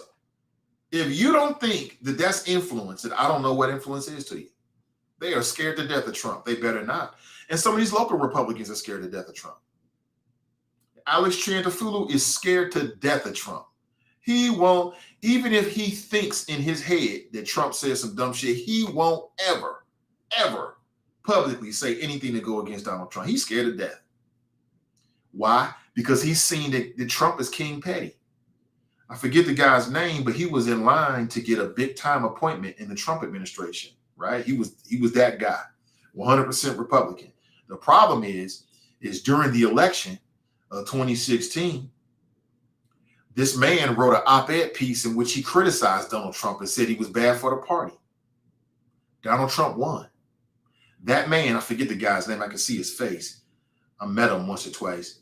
I can see his face. He never got the appointment. He got passed over. Trump is King Petty. King Petty. There's a white female Republican who wrote an op-ed piece. She didn't even, about Donald Trump going back to 2016, talking about how bad he was. The Hamilton County Republican Party didn't even endorse her the next election cycle because of that. Don't tell me they scared to death of Trump. You know what I'm saying? It's like Trump is Senator Palpatine. You know, like he's Darth Vader or some shit. He'll use the force and crush you without even putting his hands on you. Everything I just said is all facts. They wrote an op-ed piece. I forget the two names. One was a white female Republican and one was a white male Republican. I can see their faces. I've had the white female Republican. She's been on the show, and I asked her about it. And she said she'd do it again. She said, I said what I said. I meant what I meant. She ran for something else, and then she ended up getting endorsement. But for one election cycle, the Hamilton County Republican Party would not endorse her because she wrote an op-ed piece in the Cincinnati Enquirer in which she criticized Donald Trump. True. TNT writes, an insurrection that's worse than Watergate is a big effing deal. This isn't a bad business or real estate deal. This is conspiracy against the U.S. Constitution and our democracy, right? Absolutely. I'm with you on that. Let me see. Trump's assets are in a trust. That's why he didn't have to release anything. He doesn't pay taxes. That's not what I understand, Terrace. What I understand and what Donald Trump always said, and it was a lie, is every time they asked him, this was something that his lawyers came up with and his PR people, every time he was asked about whether why he didn't release his tax returns, he would always say the same thing. He would say, well, I'm currently being audited.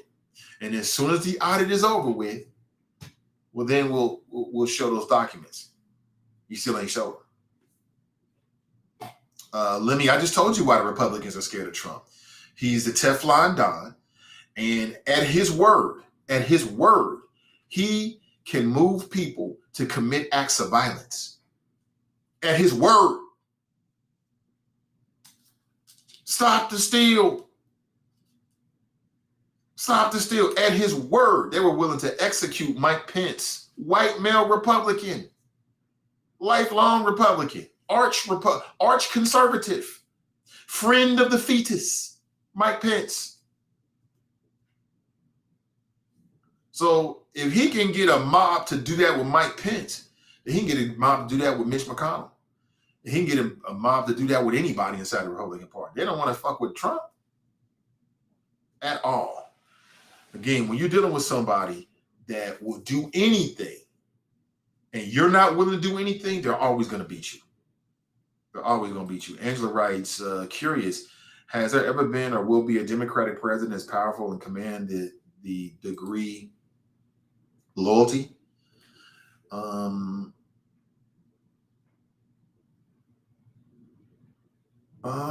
don't know. And I hope we never find out.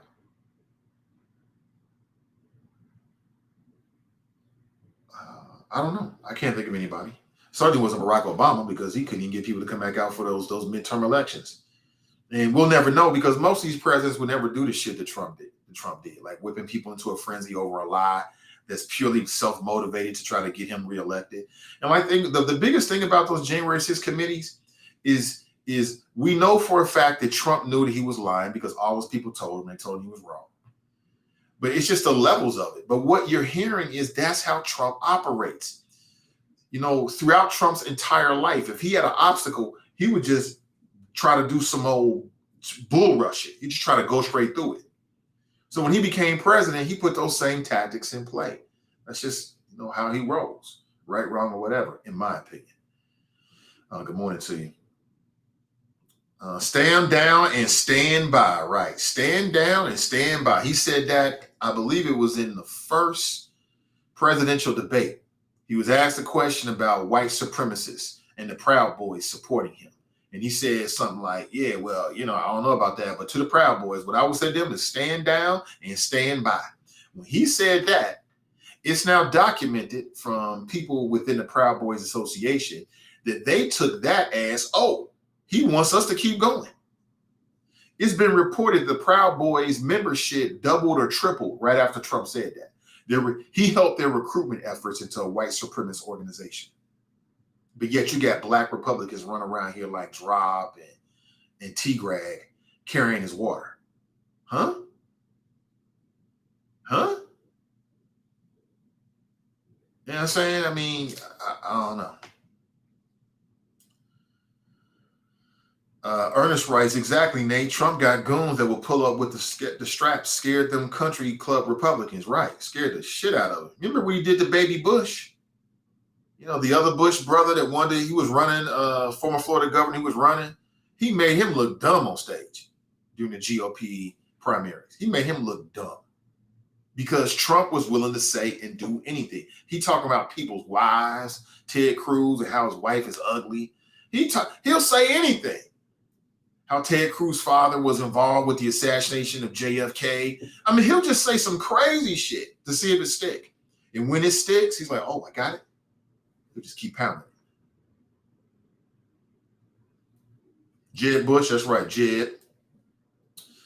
There's really fine people on both sides. That's what he said about Charleston. Remember when the white supremacists ran down that lady? And asked Trump about it. He said, well, there's good people on both sides. Huh? There's good people on the white supremacist side. But yet you got black Republicans out here talking about what have the Democrats done for you? Like, Negro, that ain't even a shit. That's not even a question. TNT is right. There were Republican enablers. You're right about that, TNT. You're absolutely right about that. You're right. There were Republican enablers that enabled Donald Trump, and that's why he got with. But that's just the game, though. That's the game. That's the way the game is played. Good morning to you. 513-873-7134. I'm looking for right now. Are you telling me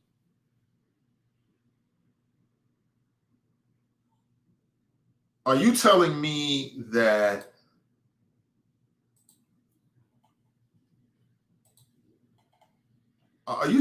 this man got 7 days? That's just, I say it again, that's way too much time. Way too much time. If he got 7 days for that, man, that's wrong. I say free, what's the father's name?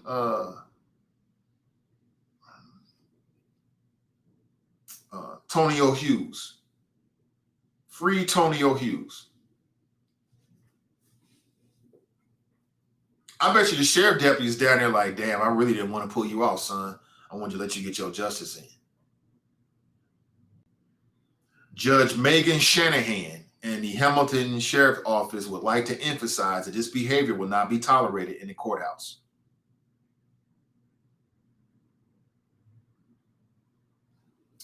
Okay, so it's confirmed. Judge Megan Shanahan found Hughes in contempt of court and sentenced him to 7 days in Hamilton County Justice Center. That's wrong. That's wrong. Is Megan Shanahan? Who is Megan Shanahan? Judge Megan E. Shanahan.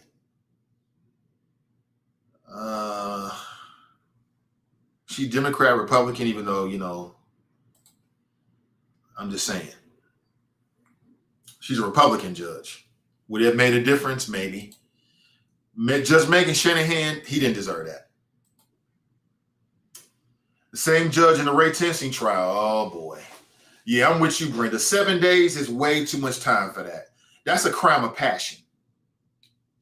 That's a crime of passion. I would imagine that if anybody's in a situation that Mr. Tonio found himself in, Mr. Tonio Brown, is that it? Make sure I get his name correct. Tonio Hughes. I think anybody that was in Mr. Tonio Hughes' position would probably be conflicted as you're going to church. Part of you, at the court, part of you wants to put your hands on that man because you feel like that man killed your child. The other part of you wants to respect the overall atmosphere inside the courtroom. And I can imagine being standing there and you told yourself, I ain't going to do nothing to him.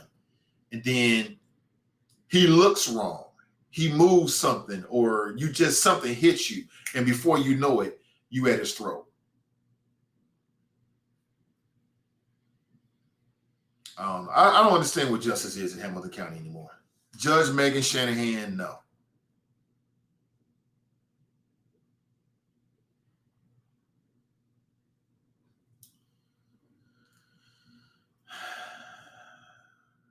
And it's being reported that this whole situation, as would be with any father, is very hard on him, because they haven't found a body, right?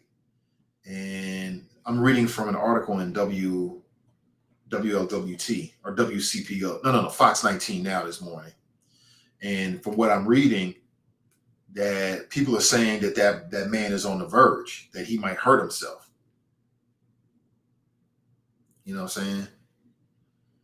So all I'm saying is that if you can mistakenly put your kid in a hot car and walk away from your kid, and the current Hamilton County prosecutor offers no charges because they feel as if you suffered enough, then if you punch him up in his face, who is on trial for killing your child, in a moment where you just lose yourself, then the Hamilton County prosecutor should say, you suffered enough. You know what I'm saying? That's what I think.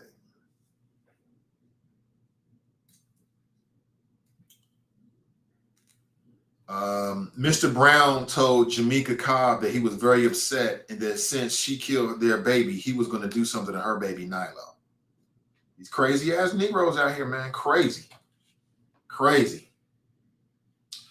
Diana writes, 7 days ain't bad. He could have been slapped with assault charges. No judge can let that slide without anything. I would not have given him 7 days, Joe, though. Hey, good to see you, Daniela. Yeah, I mean, because it's bigger than just that situation. As I said earlier, to me, it's like they can't have the perception that you can go down there and smack people, because soon they're gonna be smacking lawyers, and they're gonna be smacking bailiffs, then they're gonna be smacking judges. It's just, I get it, but I feel like 7 days.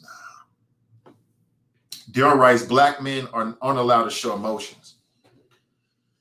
You can show emotions, you just can't smack somebody in court without repercussions. But 7 days, think about 7 days. Come on, yo. That's just too much. Contempt of court charges have nothing to do with the prosecutor. Charges, sentence are handed down smoothly by the judge. Brent, you are right about that, to my knowledge. I think you're right about that. You're right. I was just making a larger point here.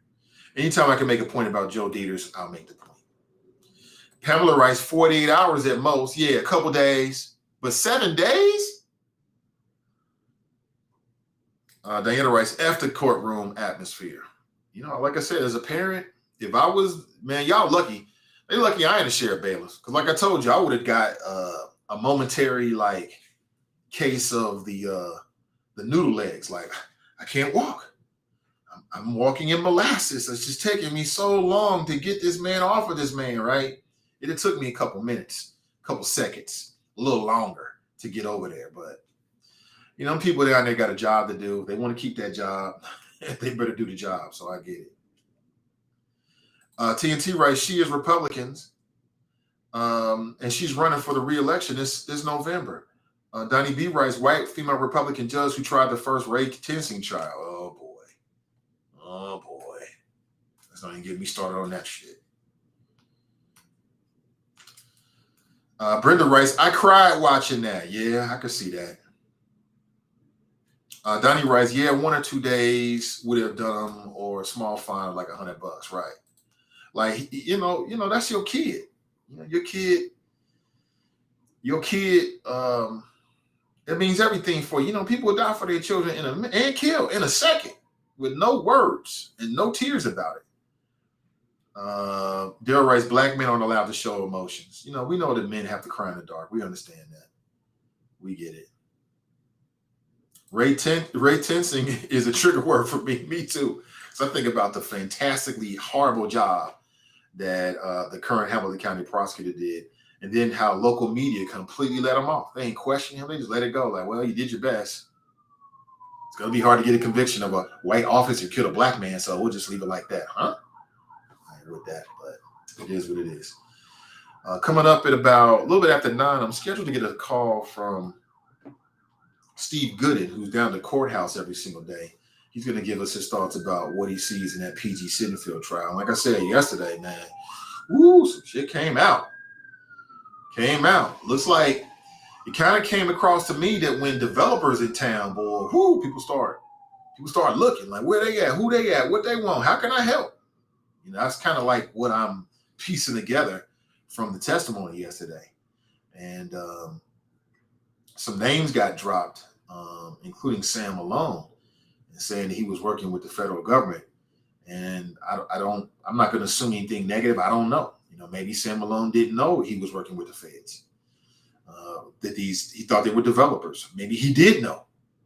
If he did know, why was he involved with this? What did he get out of it? Is he just a nice guy who cares about law and order, or was there some other reasons? It hasn't been reported. So I'm interested in hearing more and more about this. You know what I'm saying? When the dirt comes out and they put the light on, all the roaches start scurrying. All the dirt comes out. You know what I'm saying? A little associations here. So we shall find out. We even found out that Christopher Smitherman was inquiring about getting some campaign donations from Mr. Ndukwe, which none of this stuff is illegal. It's not illegal. It's not illegal to ask for campaign donations. I think it's different now. They pass an ordinance where if you got business before the city, then you can't interact with those individuals, which I think makes a lot of sense. Put some definite walls up between city council and what could be a problem. We also found out that this investigation started way back in 2017. This wasn't no new shit. They had been at it for a little bit of time now. And the way that I read a couple of articles, I read an article or two in the Cincinnati Enquirer. I was on Twitter feed with some of the people that's like, down there, some of the reporters and journalists who are reporting and then like tweeting out what they're seeing. And then I was with the Cincinnati Post as well.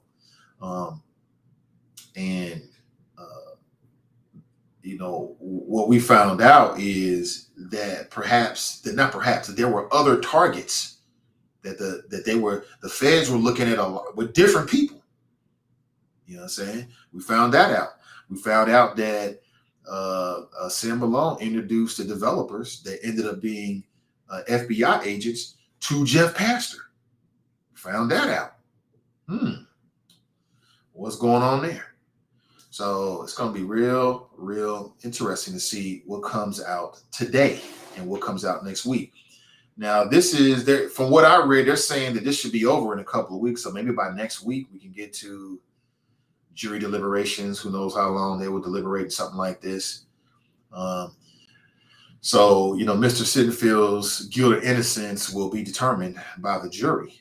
But long after that, I think maybe what should happen is this case should be used as an example of what needs to happen in terms of City Hall. Like, I know they passed this ordinance saying that, you can't interact with people that's going to take campaign donations from people that are going to have business before the city. But maybe there's some more steps that need to be put in place just to make sure everybody's got a level playing field. And, when the lines are blurry and people get desperate or they trying to become mayor or be on council or whatever, people start stepping over the line a little bit. You know what I'm saying? We shall see. Donnie writes, and she's maintaining, she says, PG will be found guilty as charged. He should have taken a plea. She stayed by that. And, I trust Donnie's opinion on a lot of that shit. I do. We shall see, Donnie. I don't know. Again, you got way more experience than I do. And, but from what I'm seeing, it just seems very cloudy. I keep using the word blurry. It seems very blurry to me. Like, I read one thing and I'm like, oh shit, you done. I read something else. I'm like, that's interesting. It keeps going back and forth. But she's been consistent on that from day one. She's been consistent. TNT writes, UC Shanahan kept that billboard-sized nameplate she used in the Tennessee trial to make sure you don't forget her name. Is that right? Brent writes, so it sounds like that ordinance will still allow for developers to donate large sums of money to the city council in order to pass favorable ordinances before they bring development projects before the city council. It's still dirty.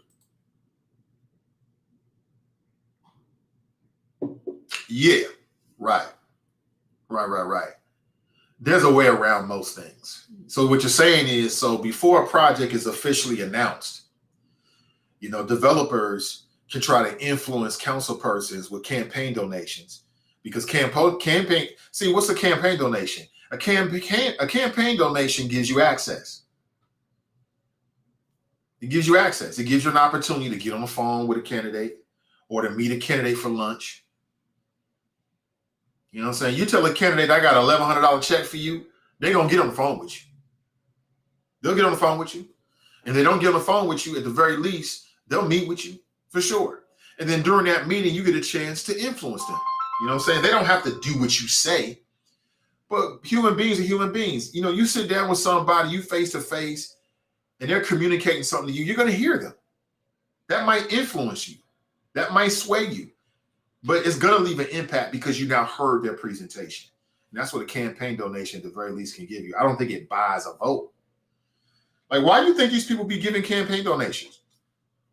In some cases, because it's people that they like and support, they think they do a good job. And in many cases, because they want something. And they want you to think favorably about what they want, whether it's a new development project or something else. That's how the game is played. But let's go back to the phones. Good morning. Welcome to the show. Hey, good morning, comrade. Black Russian. Good morning to you. Good morning. Happy Friday. Happy Friday.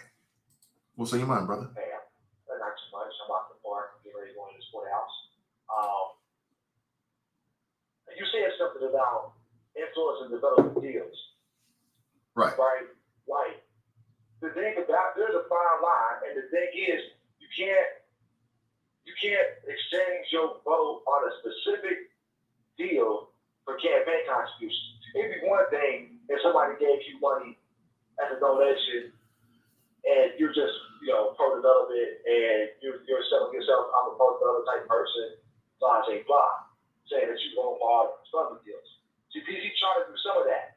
But then what they got him to do was agree to a specific piece of legislation. And that's where he got trapped at. When he said I can deliver the votes, they were talking about this specific deal, that 435 Elm Street project. You got to look at what the Bears are saying to them. They said they want to get votes on this particular deal. And he comes back with, I can deliver the votes. I'm going to talk to the mayor about it.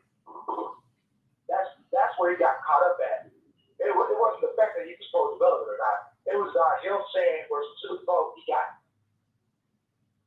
That was the fatal flaw right there for him.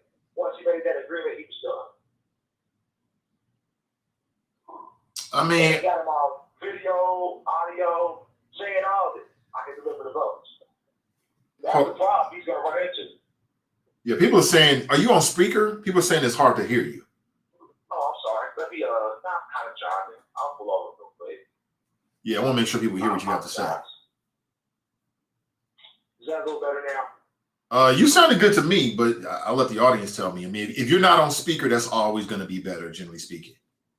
So right. Okay. I am not. Okay, great. So I'll just say one more time. It's the fact that TC tied a specific vote to the campaign contribution. It wasn't a matter of him just being pro-development, generally speaking. If it was generally speaking, I'm pro-development, so it's up to the donors. That's one thing. But when you say you deliver votes on a specific piece of legislation, i.e. 435 Elm Street, in exchange for the campaign contributions, the agreement, not necessarily the actual exchange of money, but the agreement, that's where he got cooked at. And that's what they got on the audio and the video. You see the difference? Yeah, I hear you. Like I said, I mean, of all of the things that I've read so far, that's what looks the worst for PG Sittenfeld when he made that statement. And that's the law. Yeah, that's what they're trying to hang their hat on, and that's what the federal code says in terms of bribery of honest services wire fraud. When you start doing this for that on a specific vote, that's where you get the problem at.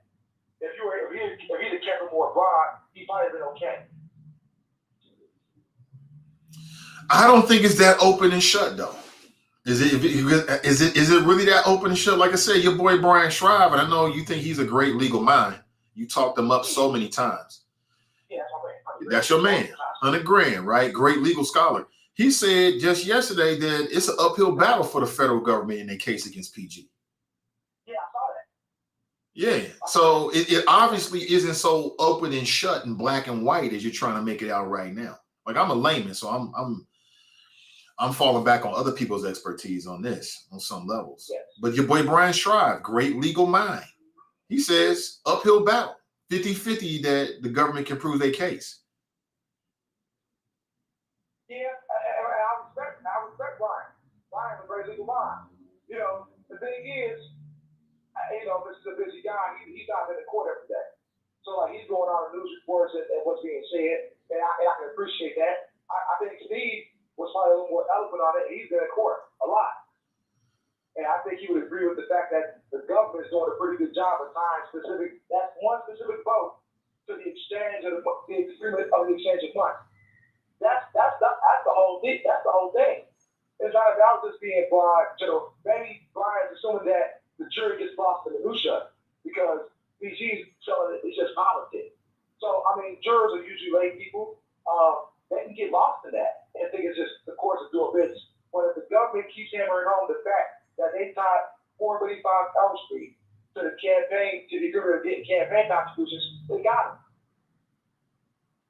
I don't know if it's going to be that open and shut. Maybe so. Then here's the other thing is, it came out yesterday that they try to give PG Sittenfeld cash, like up to $10,000. He's like, nah, we got to do this the right way. It's got to go through, make sure we process it, because of campaign finance, rules. So it's kind of like, why would you do something illegal and then keep a public record of it? That don't make no sense. Unless you're trying to be slick with it. Well, he was trying to be slick with it. That's the thing. And the government pointed out all the statements. It doesn't matter how you did it. It only matters that you did it. That's the problem that PG runs into. Like, just because I don't take the cash, but I put in the form of campaign contribution, that makes it better. It doesn't. Matter of fact, that don't even matter at the end of the day. At the end of the day, what matters is the agreement. That's the problem. But was there really an agreement, though? Because there was another part that came out in which PG met with him, and correct me if I'm wrong, and he said something like, hey, listen, I'm with this, I'll help you, but there can be no quid pro quo. And I know that's not what you asking me, right? So if the man is saying there could be no quid pro quo and they continue with it, he's telling them, like, look, there is no this for that. I think favorably of this, but I can't necessarily guarantee. How's that any different than somebody that meets with a developer and says, look, I think highly of this project. I'm leaning toward it. How is there a difference there? Because the words don't matter. Again, I pointed out yesterday. It doesn't matter if I told you that you can't give me a bribe. I'll take a bribe for my vote. The words don't matter. So him saying that if this can't be no quid pro quo, don't mean that he's still doing quid pro quo. When he's saying he can deliver the votes, we're going to push this through. I'm going to talk to the mayor about it. And then he agrees to the campaign money. Mm-hmm. And he's saying he's going to deliver the votes. I'm saying that there's no quid pro quo. Don't mean it's not a quid pro quo. I can say it's not sunny outside, but it's still sunny outside. I don't think that really works, because here's the other thing about it. And I got to let you go, Black Rush. I appreciate you, man. I got some more folks calling in. Appreciate you. Yeah, most definitely. But here's the other thing about it. Is, okay, developer meets with council member because they got a development. Council member is running for election or running for another office. So they're trying to put together a political war chest. How many times do these council members, and again, I don't know, maybe they keep it real. Like, if you know that somebody has a development and you're trying to get them to do a campaign donation, do you come out and say, look, I got to be honest with you, I really am not in favor of this? Or do you just keep the door open and say, I consider it? You know what I'm saying? Even though you might not really be considering it. I don't know. It seems to get, it seems to get it seems to get real crazy. It really does. So it didn't get any better with him. Okay. We didn't have that problem with John. So that tells you right there that it could have been something on his line, but I appreciate him nonetheless. Hold on one second here.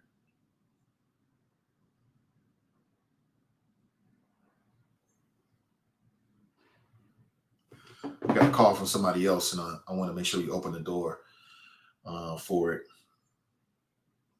The shit needs to be fair. I'm so tired of the overcriminalization of our people while white people get a slap on the wrist or remain unscathed. Oh, absolutely.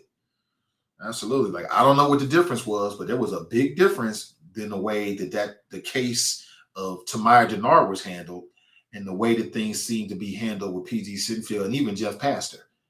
It seemed like with Tamir Denard, she was given like an ultimatum. You know what I'm saying? She was given like an ultimatum, like, you got to go now. All right, let me go back to the phones. Good morning. Welcome to the show.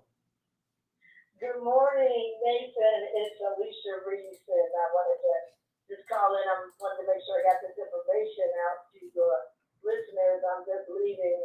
Many people might see me around town with two crutches. I'm down to one crutch. And people say, what happened? I said, I want to let people know I tore my meniscus, and they got in. I had surgery. They got in there, and they brought 2 chairs. But I'm leaving physical therapy now, and things are going great. But even with the one crutch, we're still working, and I wanted to get the information out on tomorrow, which is Saturday. Tomorrow, Saturday, June 25th, at the Woodlawn Recreation Center, we're hosting Relief-a-thon Part 2. If you remember, when I first got elected, I saw that we had all of this federal dollars, but we weren't necessarily able to connect it to the people because they just didn't know. And so we did a virtual with a lot of partners, 20 partners that we had on television and streaming, and we helped 700 families in one night. So we're doing it again, but this time it's in person. And it's going to be at the Woodlawn Recreation Center tomorrow, 9 a.m. to 3 p.m.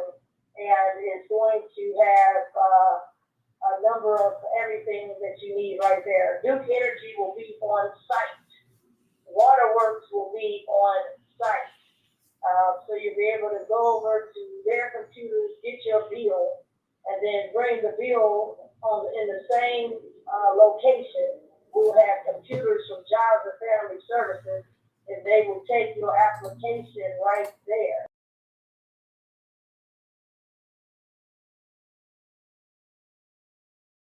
They will send on site to Duke Energy and Waterworks a thing saying you've been approved and that your payment is on the way. And then they would then release anybody from getting their water and their gas and electric cut off. So, you know, if you got, if you have those issues and you meet the qualifications and federal qualifications, and the people will be on site, no 1-800 numbers. You can talk to somebody directly, and that's going to be Relief-a-thon Part 2. If you're a senior citizen, in the past, we didn't have anything for you. We have now something for senior citizens because the federal dollars didn't work for senior citizens because of the Social Security checks. Well, we now have something for senior citizens. Council on Aging will be on site, and you'll be able to go in there and they'll be able to take your application on site and be able to get the information on site to Duke Energy. So we bring in everybody on under one tent, one roof. And I want to thank, we're partnering with the mayor of Woodlawn, Mayor Brian Poole. Years ago, I used to bring my job fair there when I was a state representative, and Woodlawn always did an excellent job. And now we're bringing the Relief-a-thon there. So Relief-a-thon Part 2, connecting you to the resources. If you got questions, you say, I got some questions, go up there and talk to the experts in person. There won't be any telephone calls, no 1-800 numbers, none of that. The people will be there on site, and it's tomorrow, June 25th, which is Saturday. They start at 9 a.m. Don't get there late, 10 minutes, because they'll probably be packing up. So try to get there early And that's going to be done with Jobs and Family Services, Duke Energy, Waterworks, Council on Aging, and Mayor Brian Poole of Woodlawn. Wanted to make sure people knew about it and they didn't miss out on there. What do you need to bring? Bring your ID. You must be a Hamilton County resident. If you got your bill, you can bring your bill with you, or Duke Energy and Waterworks can look up your bill on site. We will also have the people there dealing with mortgage relief. Mortgage relief. We got funding to help folks if you qualify for mortgage relief. They will be on site. We will also have property tax. If you know, property taxes were just due, and one of the things I pushed was a 30% rebate to at least 30% less than what you had been in terms of a percentage-wise off your bill. But with that, if you need some help with your property taxes, they will be on site. We have funding to help you with the property taxes, but you got to meet the federal guidelines. And I don't make up the federal guidelines, but most people, almost 80% of the people, have been able to meet those guidelines and been able to be helped. So that's what's going on. Vaccination shots. I hear some people say, I need to get that second or third booster. They will be on site with the second or third booster. So the Relief-a-thon, which is what I originally started with before we had the bus, the Relief-a-thon Part 2 this Saturday. Please put it on your calendar. You can also go online, 513relief.org, if you want to pre-register. In other words, all your paperwork is already in the system. And your name up and get time as well. But if you can't, you can come on site. They open at 9 a.m. tomorrow. Woodlawn, free parking, and we're bringing all the people there directly. So just wanted to let everybody know that, and I will be stopping by. I may not be able to stay the whole time because I'm still trying to get my knees back in order, but the people will be there to help you. So if you don't need help, please spread the word. Please tell them to get there on Saturday. Don't call me next Monday and next Tuesday talking about what happened. I couldn't make it. Get there if you can. If you need help, if you need to keep your lights on, you need to keep your water bill paid, you need help with your property taxes, you need help with your mortgage, you need help with some home repairs, get to the Woodlawn with the experts so that they can try to get you handled and taken care of as soon as possible. So I wanted to let people know that. And then lastly, I just want people to know that the Black Music Walk of Fame is coming along very well. This is unheard of to have a announcement last year with no drawings, no way of how we're going to get it done, no funding, just stepping out on faith. And we went from gravel rocks to now they're building up the walkway walls. You can go down there and see them building up. You see the rebar folks and all the hard hats and everything else. And want to just let people know July 23rd, that's a Saturday. That's next month, not this month.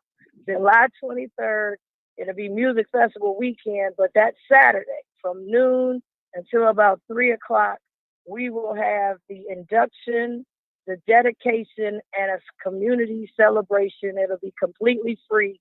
And we're taking in Penny Ford, who sang I Got the Power and sang with Shaka Khan. We're taking in Wilbert Longmire, the great Wilbert Longmire that played with Nancy Wilson and George Benson.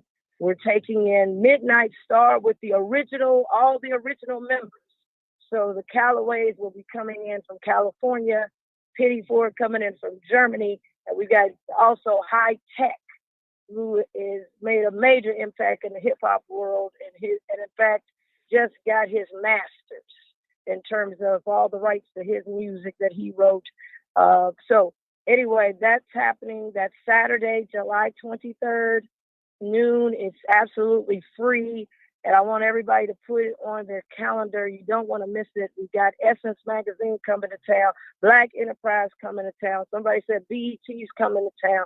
They're all coming to town, and they'll be at the Cincinnati Black Music Walk of Fame. And so I just want to thank everybody who's on the front page of the Herald. Thank you to the Herald. And I want to thank Essence Magazine. If you go online or go to their Facebook page, they had an article about the story that they featured. They interviewed me about how we came about to have the Cincinnati Black Music Walk of Fame. Bootsy Collins, Otis Williams, Dr. Charles Fold, their stars will be going in the ground, and they will be there as well. So this is going to be exciting, and we're making it free, and we're making it what I call it free and fabulous at the same time. So I just wanted to get those dates out to them, and wanted people to know what was going on. And I want to thank everybody for the positive vibes and the prayers regarding my knee. We're getting so much better, and we're so excited to be able to walk again and one day skate again. So just wanted to let people know that information. So Nathan, thanks for the time. All right. Thank you, Alicia. Take it easy. That's Alicia Reese. And I posted a link. Somebody asked, I think it was Danita, says, is there a flyer? There is a flyer. It's on my Facebook page right now, Nathan Ivey, Nathan Ivey. You can go check it out. And it should be available to share if you are inclined to do so. Brent writes, I'm still pissed that Kung Fu Mike was on the first ballot Cincinnati Black Music Hall of Fame member. That's hilarious. Is that right? Wilbert Longmire was one of my greatest mentors. Okay, great. She said BET. Look at this. Getting some national attention. Essence Magazine, BET, great. Cincinnati has a lot to offer. And I already told you how I feel about the future of Cincinnati. We could be that place. I'm even more convinced of it now. I've seen some things in the last couple of weeks. I'm even more convinced of it. Cincinnati is home to some of the greatest creative minds around the world. No doubt about it. 100%. 1000%. No doubt about it. TNT Ray, shoot, we all need help. How do you qualify? Who can actually qualify? Well, I'll put the information up again. You can check it out for yourself. Saturday, June 25th. That's tomorrow, 9 a.m. to 3 p.m. at the Woodlawn Community Center. Parking is free. Final registrations at 2 p.m. If eligible, services may include renters assistance, homeowners assistance, vaccination boosters for adults and children. Must bring a utility bill and an ID, be a Hamilton County resident, have an income loss due to COVID-19, and have a valid email address. It's called the Relief-a-thon. And they'll all be there. Let me take that down. They'll all be there. And what I can tell you, man, just getting it sort of like firsthand, sort of secondhand, is that there's a lot of people that need help in Hamilton County. And there's a lack of information out there as well. There's a big lack of information about where are the resources and how do you get the resources. And then there's a lot of dumb ish happening as well. Like, when people get desperate, man,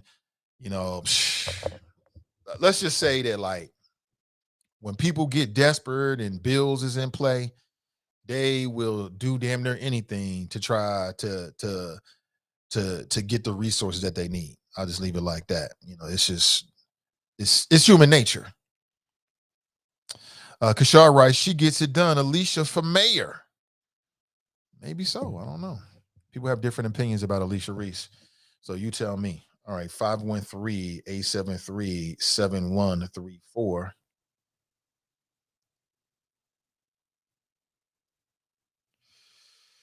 Let me see.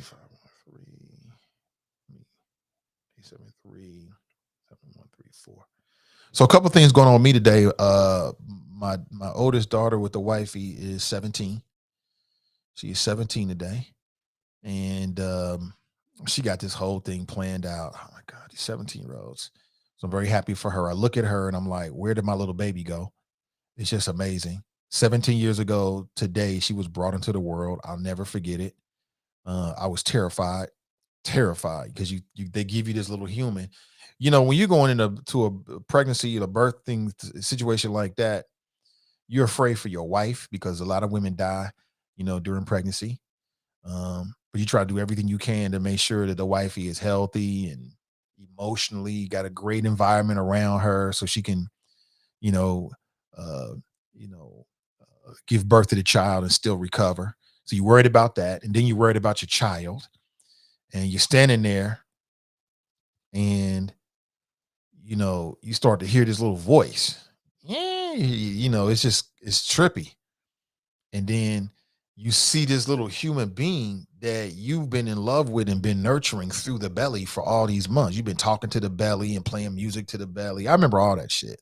I remember playing music to the wifey's belly and, run around trying to make sure we had good food and she eating right and I'm doing my homework. What all fathers do, right?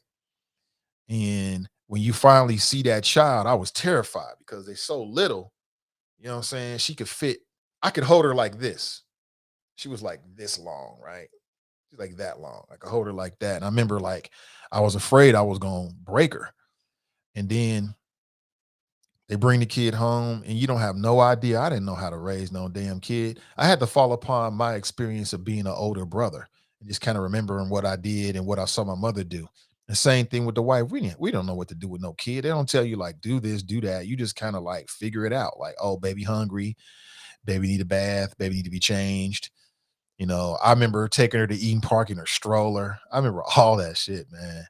Just watching her grow up over the years, and I'm very proud of her. She is meeting all of my expectations. Um, I don't know what she would say about me as a dad. Sometimes I think she can't stand me because I always got something to say. Other times I'm like, she knows where it's coming from, but I think she's cool. But she's 17 today, and she's already talking about how in a year she'll be 18. She just can't wait to get 18. And I'm like, you act like you living in a concentration camp or something. You got it pretty good here, son. I mean, daughter. Everything free, people love you, got a good environment, you know what I'm saying? Hopefully we trying to give you a good example, but she can't wait to get grown. I'm like, the hell? What is out there in the world that you think is going to be so much better than what you got here? You know what I'm saying? But 17 today, and she got her plans, and it's crazy. I mean, I'm not even going to get all into what her plans are, but she got her plans with her friends, and she's going to enjoy her day. I'm glad she's here. Again, as I said, I had no plans on having any children. I was going to be a big ass kid for the rest of my life and just be into me and be selfish and me, spend all my money on me, all my time on me. That's what I was all about. You know what I'm saying? Me and the wifey was just going to be adults, big ass kids. That's it. But things happen. It's funny how things happen. It's like, oh shit, this ain't too bad. This ain't too bad. So that's what we'll be doing today. We'll be lifting her up and celebrating her day. I'm glad to have met her. And kids definitely have an impact on you. TNT writes 17. Yeah, that's why I stopped saying she told me, she was like, I'm not little Buddha anymore. I'm medium Buddha. Okay. And she got that name the day she was born. I have a sister named Kimberly. I have two sisters, they're twins, fraternal twins. My sister Kimberly was holding her, and she's like, oh, little Buddha. And it just stuck. Yeah, she got that day. She got that name. I don't know when. I think it was that day, the day she was born. You're in the recovery room, and mom is just happy to be alive. Mom is done, right? She done. And people come in and they're holding the child like, oh. And I'm sitting here like, I don't know what to feel. You don't have no idea what to feel about that shit. But it is what it is, man. It's just a circle of life. But that's how she got the name. Shabba writes, speaking of Eden Park, who stole the wolf statue, leaving the two babies without a nibble to suck on. See, there you go, man. I thought it was Fame and his team. You know what I'm saying? The wolf pack. You know what I'm saying? Remus and Romulus, I think that's what it was. That was actually a gift from Mussolini. So we got a gift from a dictator over there. Literally. I don't know. They probably gonna break it all down and turn it into an NFT and then put that shit back online somewhere. I don't know. Kevin writes, where is Fame? I don't know. He's around. He'll show up when you want to show up. You know what I'm saying? It is what it is. Charles writes, they're a little late with this relief effort, although appreciated by those who can use it. Had it been rolled out earlier, more people would have been able to take advantage of it due to not working due to COVID. No. This ain't the first time. They rolled this out like shit. I can't remember when, but this is either the second or third time. No, they was doing this like during the height of COVID. Yeah, because Hamilton County got resources, but a lot of people didn't know about the resource. They didn't know how you qualify, where you go. I'm telling you, I know firsthand to this day, there's people who still don't know about the resources and whether they're eligible or not. You know what I'm saying? And a lot of people think they're not eligible when they are eligible. What I say is call and ask. Go online and figure out what the requirements are. You might be eligible. Shit, go right ahead and put your bid in and see. That might be able to help you. That's what it's for. That's what it's for. But there's a lot of not education. The wolf was abducted by addicts. Call Crime Service. Hello, I would like to report an old raggedy wolf. Yes, I hold. Y'all wrong. Tracy writes, this has been going on for a year, not just tomorrow. Right, that's what I said. And she came in like a year ago and was talking about the 513 relief bus. And she started, I believe, because there was a gap in knowledge between what was out there and then what people thought was out there. And I'm telling you, man, woo. Kevin writes, the statue is in Fame's garden for sure. He out very night howling with it like 9:30 p.m. probably. Did y'all see the giant pig with a fist statue they put up in New Orleans? I did see that. I did. I didn't know if it was some kind of artwork or something like that. I didn't know. You know, if it was art, okay, you know, people got different views on what art is. But she had her 513 relief bus hits every neighborhood. We sit around waiting for the hookup though. Yeah, absolutely. Yeah, it ain't new. It ain't new. People may think it's new. Hold on.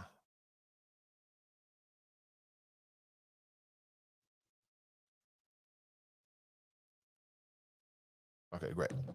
All right, let me take a quick pause. Just a couple of minutes. I'll be right back. Don't go anywhere. All right. It's the Nathan Ivey Show. We live, we local, and we vocal. Don't go anywhere.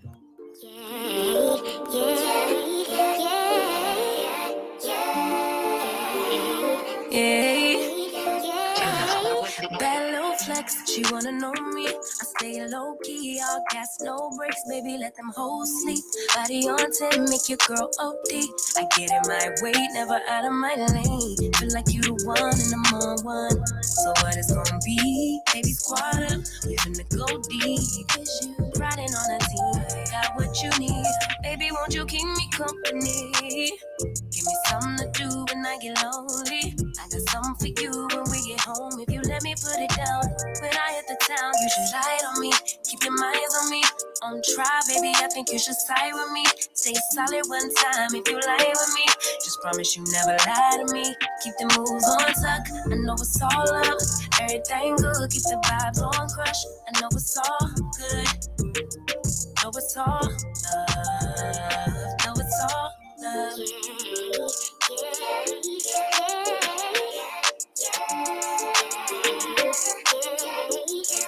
I've been feeling like the motherfucking man lately. Can't nobody do it like I can daily. Baddest in the land. Body turn your nigga to a failure. I made it where I'm at on my own. Had a couple blocks in the road, but I get to the bag on the low. I be counting stacks while they grow, yeah, you know me. Baby, won't you keep me company? Give me something to do when I get lonely. I got something for you when we get home. If you let me put it down, when I come in town, you should lie on me. Keep your minds on me. On try, baby, I think you should side with me. Stay solid one time if you lie with me. Just promise you never lie to me. Keep the moves on tuck. I know it's all up. Everything good. Keep the vibes on crush. I know it's all good. Know it's all love. Know it's all love.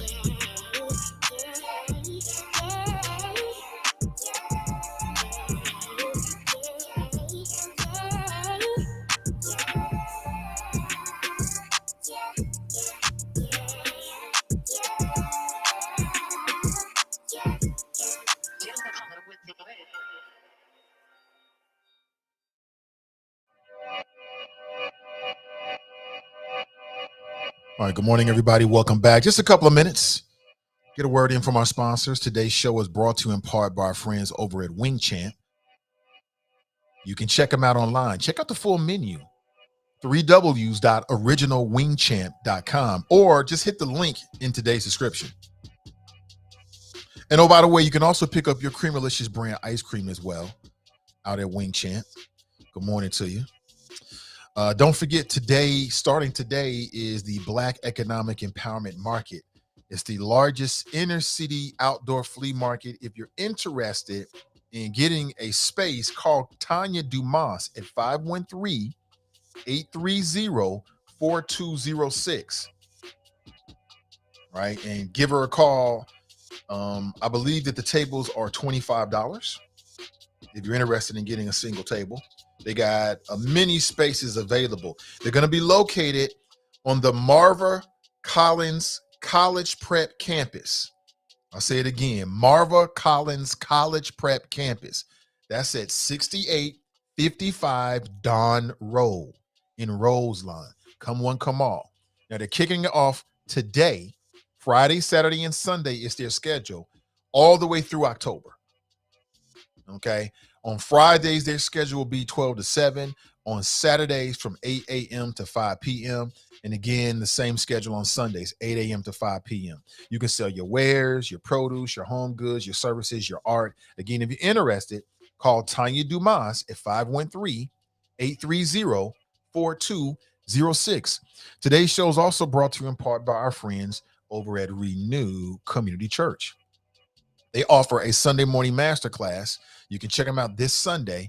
Detox your negative emotions, connect to God, self, and others better. 9 steps to positive and happy emotions. You can watch on Facebook at facebook.com/CincyRenew, or you can watch on YouTube at Renew Community Church live stream. Good morning to you. Good morning. Get back into it. Hope you're doing well. Nathan Ivey with you. One man, one microphone, one mission. Good morning, good morning, good morning. Let's get into it. How are you? Hope you're doing well. Donnie Rice, is Steve still coming on to talk about PG's trial? As I understand it, he said it'll be a little bit after 9. I will send him a text message just to make sure he's actually responding. He says he's calling right now. You called it, Don, yet he's calling right now. So make sure we all hooked up. He's been giving us some valuable insights. And again, the reason why I reached out to Steve is a couple reasons. Here he is right here. Hey, good morning. Welcome to the show. Hey, good morning. How are you, Nick? I'm doing great. Steve, welcome back. Good. Yes. Sorry, I was a little delayed here. I had to go handle a court hearing for one of my own clients here instead of dealing with Mr. Sittenfeld case today. So my apologies. Got to take care of your own business to earn some first. money. I understand.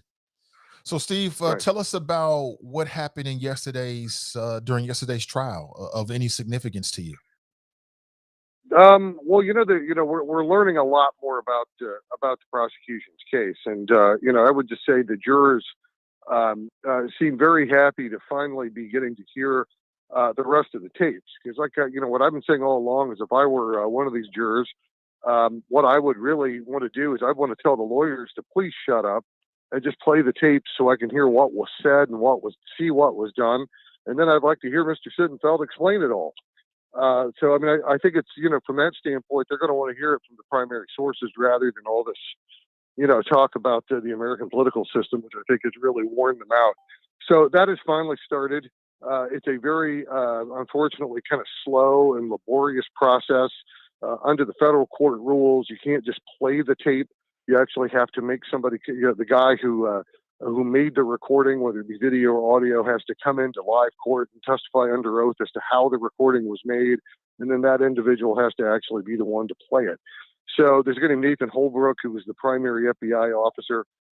He came in and spent the whole day on the witness stand, essentially, providing some context and playing a lot of the audio and video recordings they've made of PG so far. And that's really primarily what today is going to be as well. Well, I'm getting it secondhand through the media, but I mean, it seems like you said, we learned some things. Like, we learned that the federal government's investigation started way back in 2017. Was there anything that came out as to what precipitated that? Like, what prompted them to start looking at Cincinnati? And it appears they were looking at a lot of people. That's what it came. That's what it read. That's what I got from what I read. Oh gosh, yeah, you mean that? Yes. In terms of the actual revelations yesterday, there were actually several revelations. I mean, I think the biggest thing is, the roots of the investigation go back all the way to 2013, if I understood the testimony correctly.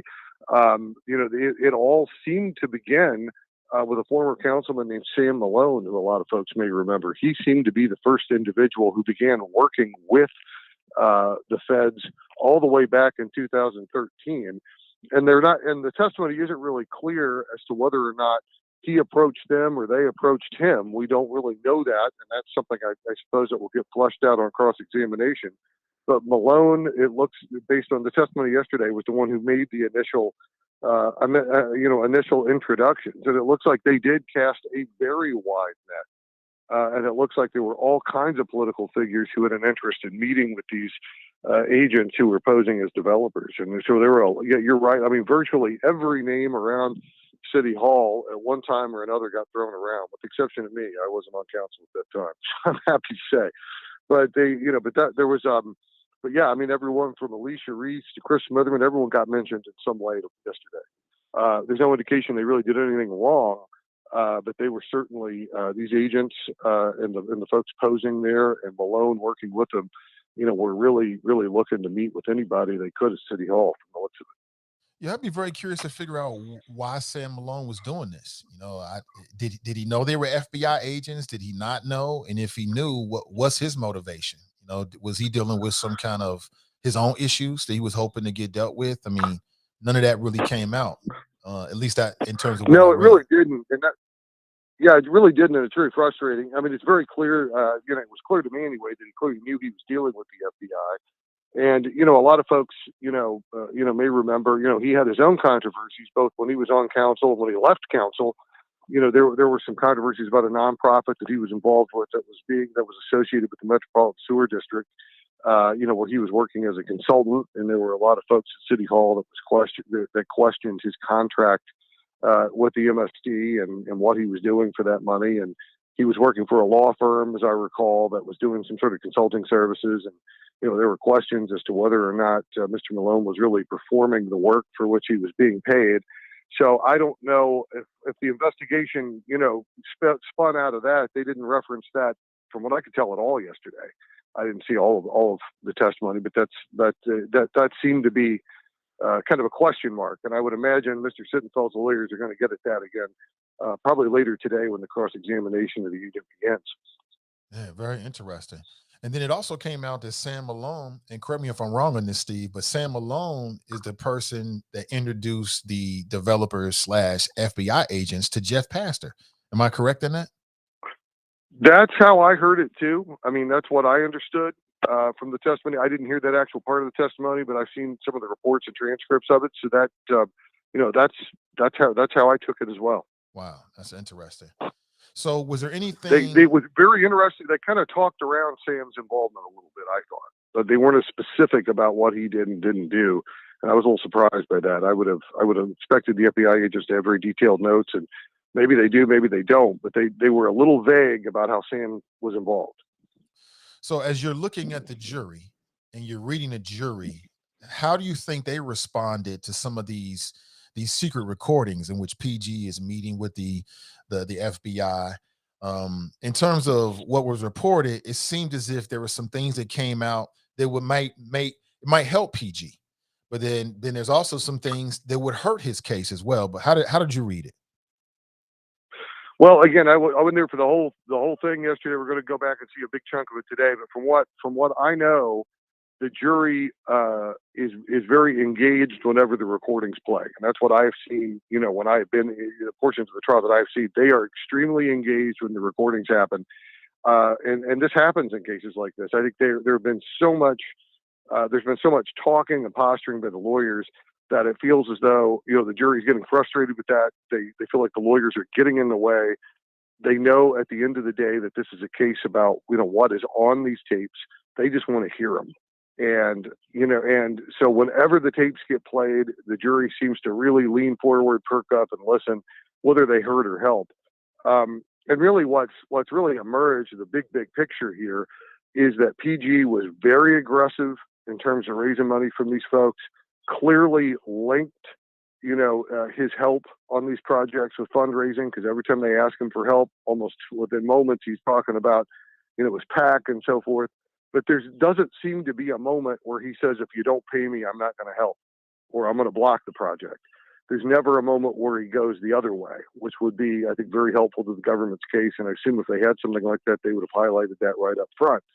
So, he's basically presenting himself throughout this as like a very pro-development person, somebody that you want on your side, someone who's really going to bird dog this case, and he's going to push the city officials, he's going to push the bureaucrats at City Hall, he's going to make this work.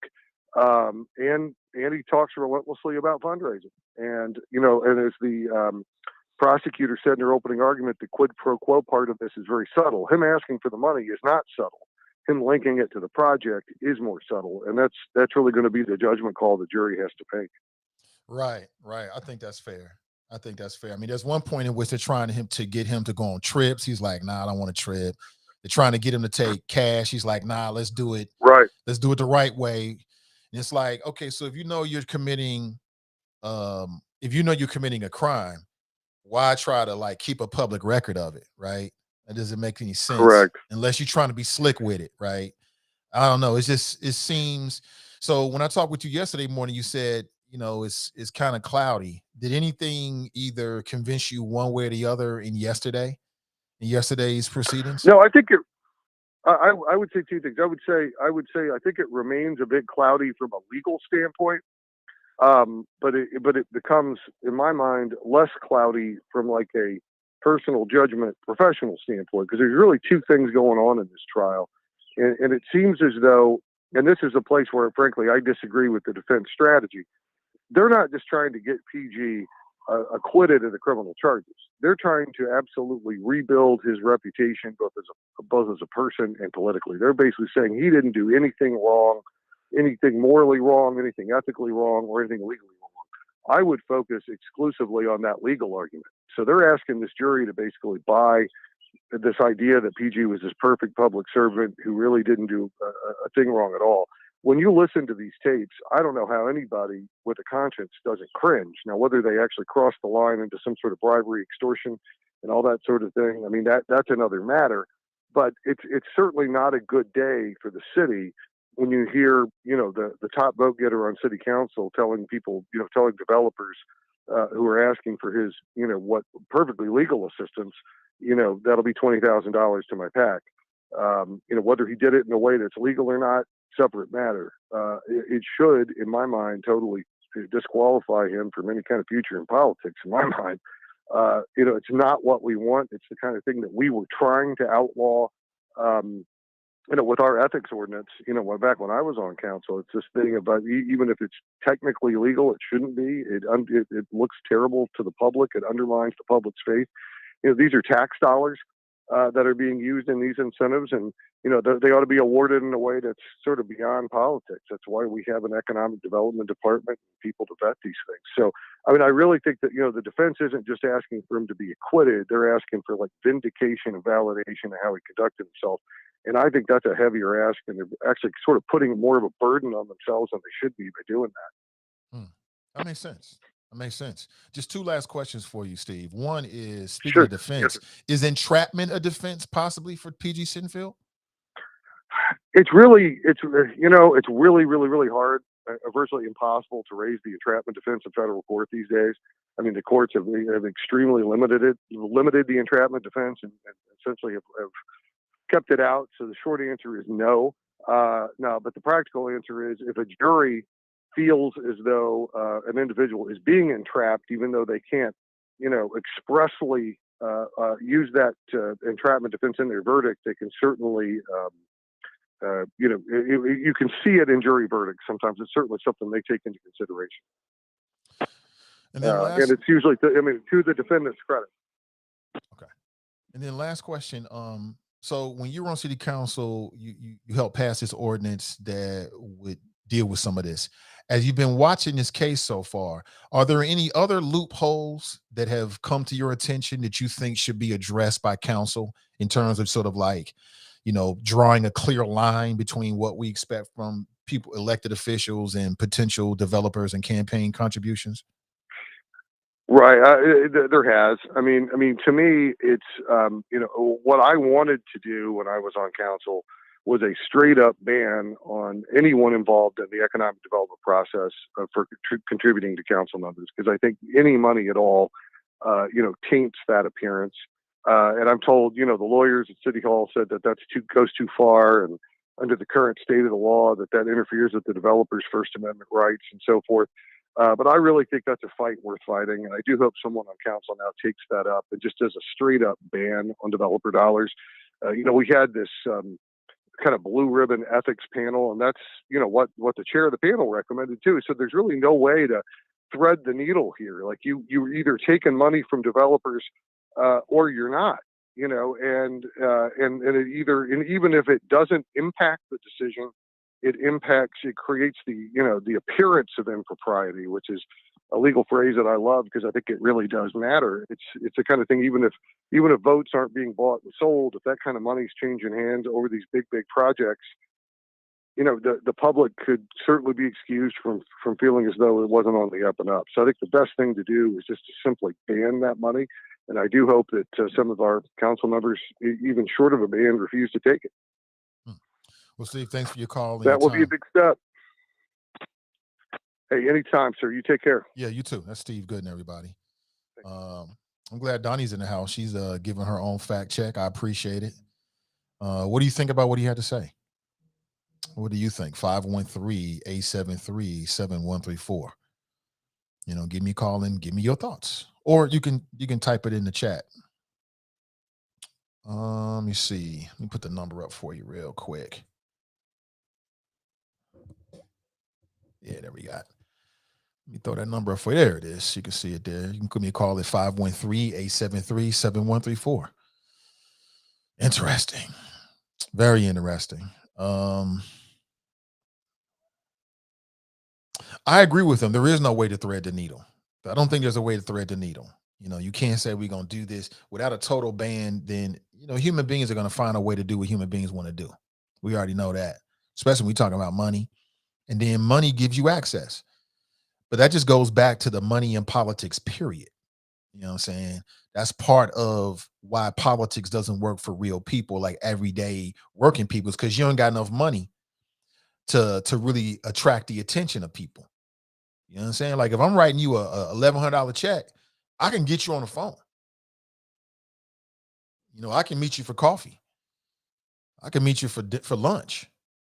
I'll get an invitation to, your little private soiree, your little get together. If you just an average person, you ain't got $1,100. Yeah, we'll listen to you, but it's just not the same. It's just human beings work that way, period. Somebody giving you a check, you're going to be more likely to pick up that phone than from somebody that's not giving you a check. And that's just how it is. And if they writing you big checks, you got them on speed dial. I want to be friends.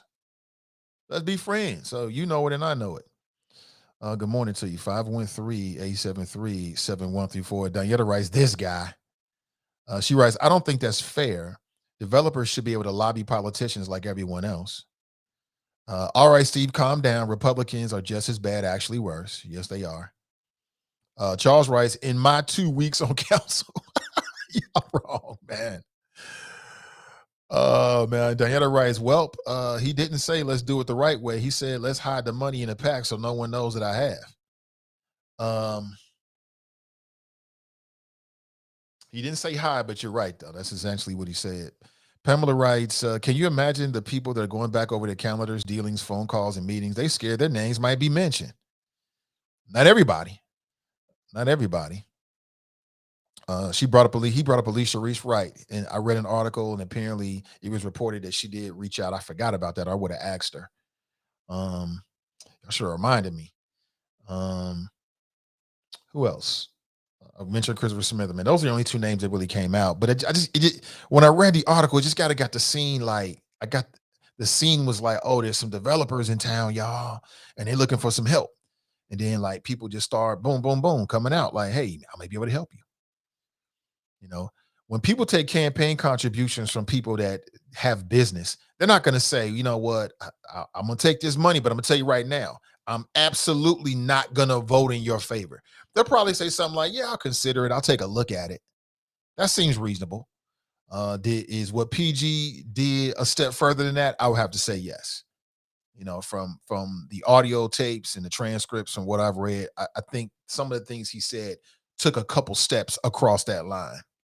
Will that be enough for a conviction? We shall find out. Daniela writes, the feds lie in wait. We shall see. I read that one of the jurors fell asleep during court yesterday. I can see that. Roots to Fire writes, tell Steve we've been waiting. He got in when he got in. Lannis writes, good morning, brother Nathan Ivey. Good morning to you, Lannis. Good to see you. TNT writes, early this morning, 5 planets were aligned with the earth, and Fame was under stolen wolf statue trying to get some nourishment. See, there you go. There you go. That's my dude right there, though. That's my guy. He crazy, but I'm still gonna claim him. To Spreaker I go. Ray, good morning to Sharp. He writes TGIF Nate and the Choppers. Ashley writes happy Friday, Nathan and the Choppers. Good to see everybody. Oh, wrong one. Go! Get to the chopper! A weekend at JC is excessive. Perhaps good people, a good talking to, or a day so sad. Ray writes, cruelty is the point. I will look into her, the judge background, and do to her what I did to Bessie Sunderman. Sunderman, these people should not be making decisions. I rescind my one day. Miss D's in the house. She writes, good morning, Choppers. Fox writes, News said he got 7 days. Yeah, I think I've confirmed that. These ignorant, underdeveloped trailer trash minions are going to be the reset of this country. Black folks is sick. They-ish. In the last 30 years, has the Democratic Council Board been culpable in gentrifying legacy communities? You already know. The outrage last week where recipients were not informed on replacement benefits. I went on Twitter, I believe was 2019, and let them have it. Shame on them when folks out here eating ramen noodles, which is terrible for you, actually. It's bad for your gut. You don't eat that shit, especially when you get older. You can't eat ramen noodles. I did that when I was younger. I'm beyond that. Should have killed you one bite at a time. Drop writes, Nate, do you think the PG verdict will hurt or help the Pastor X case? I don't know. I wonder what Daniela thinks. I mean, she's a lawyer.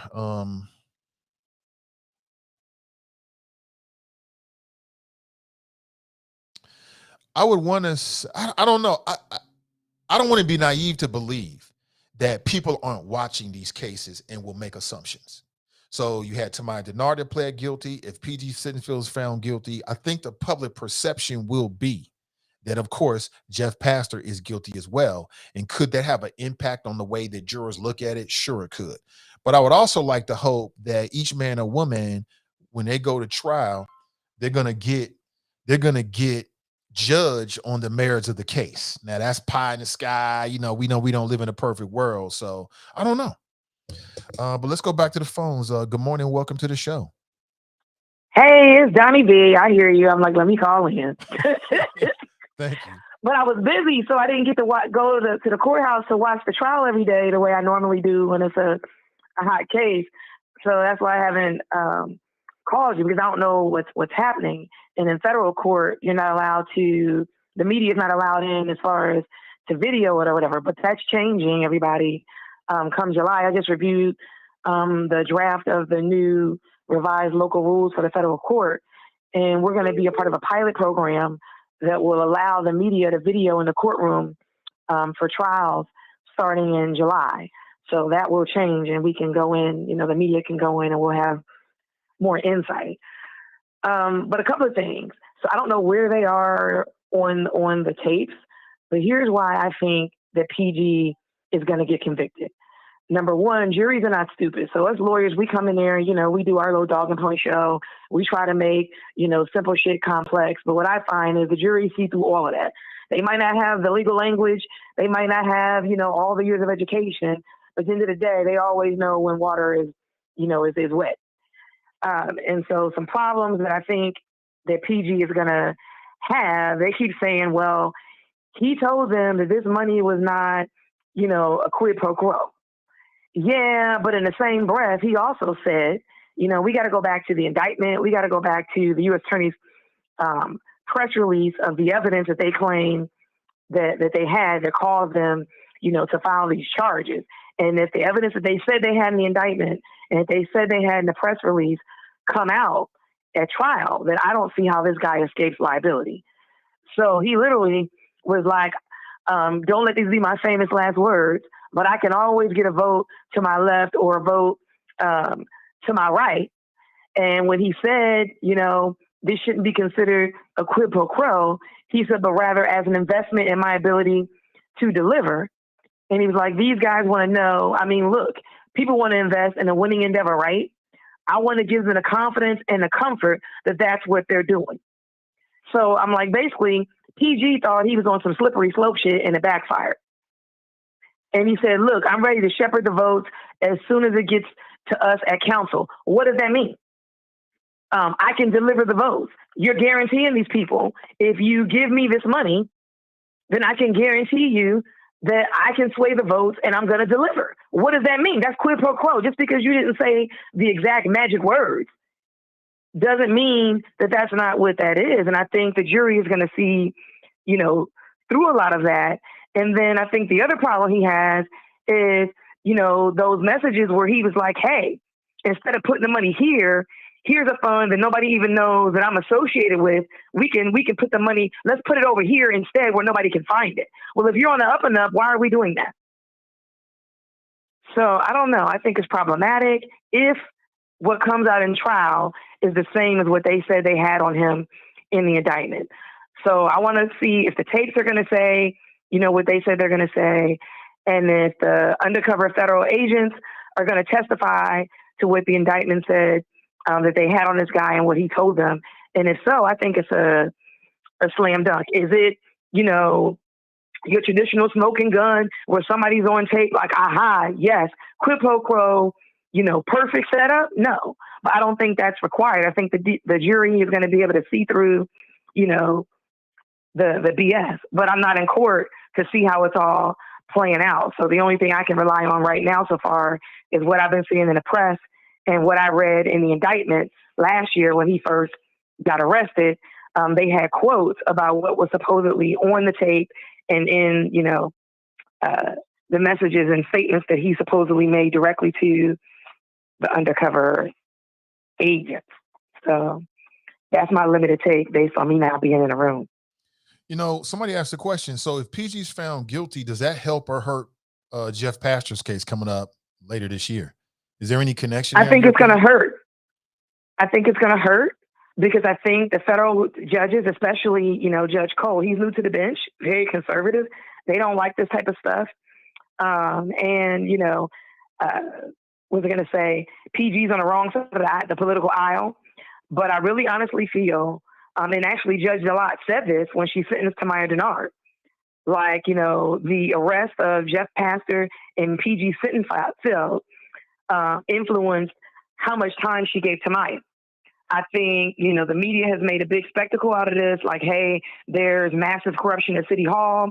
These federal judges are not going to tolerate that. They're going to want to set an example for all of them.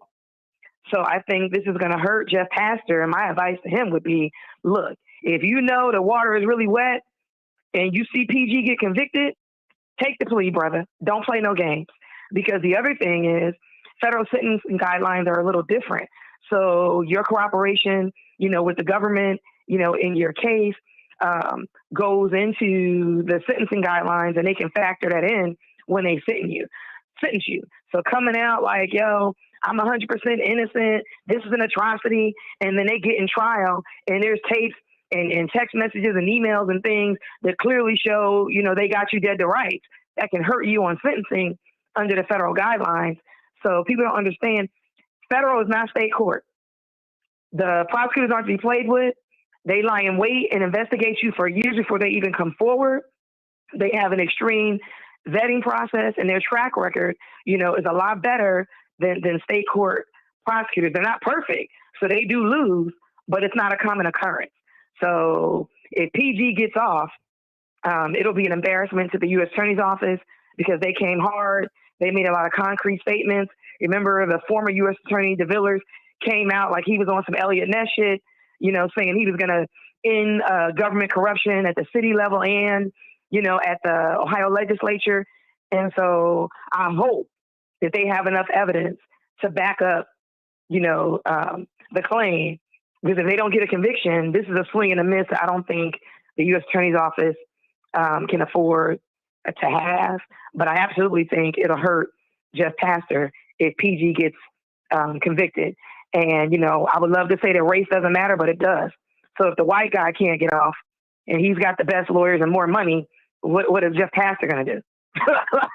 At the end of the day, he's a Republican, but he's still a black man. And we all know how that shakes out. I appreciate the flows, Donnie. No problem. Appreciate you. Take it easy. That's Donnie B. I appreciate her calling in. So she got the experience. So I go by what she says. It makes a lot of sense. So she answered your question there, Drop. I think it was Drop. They had the question.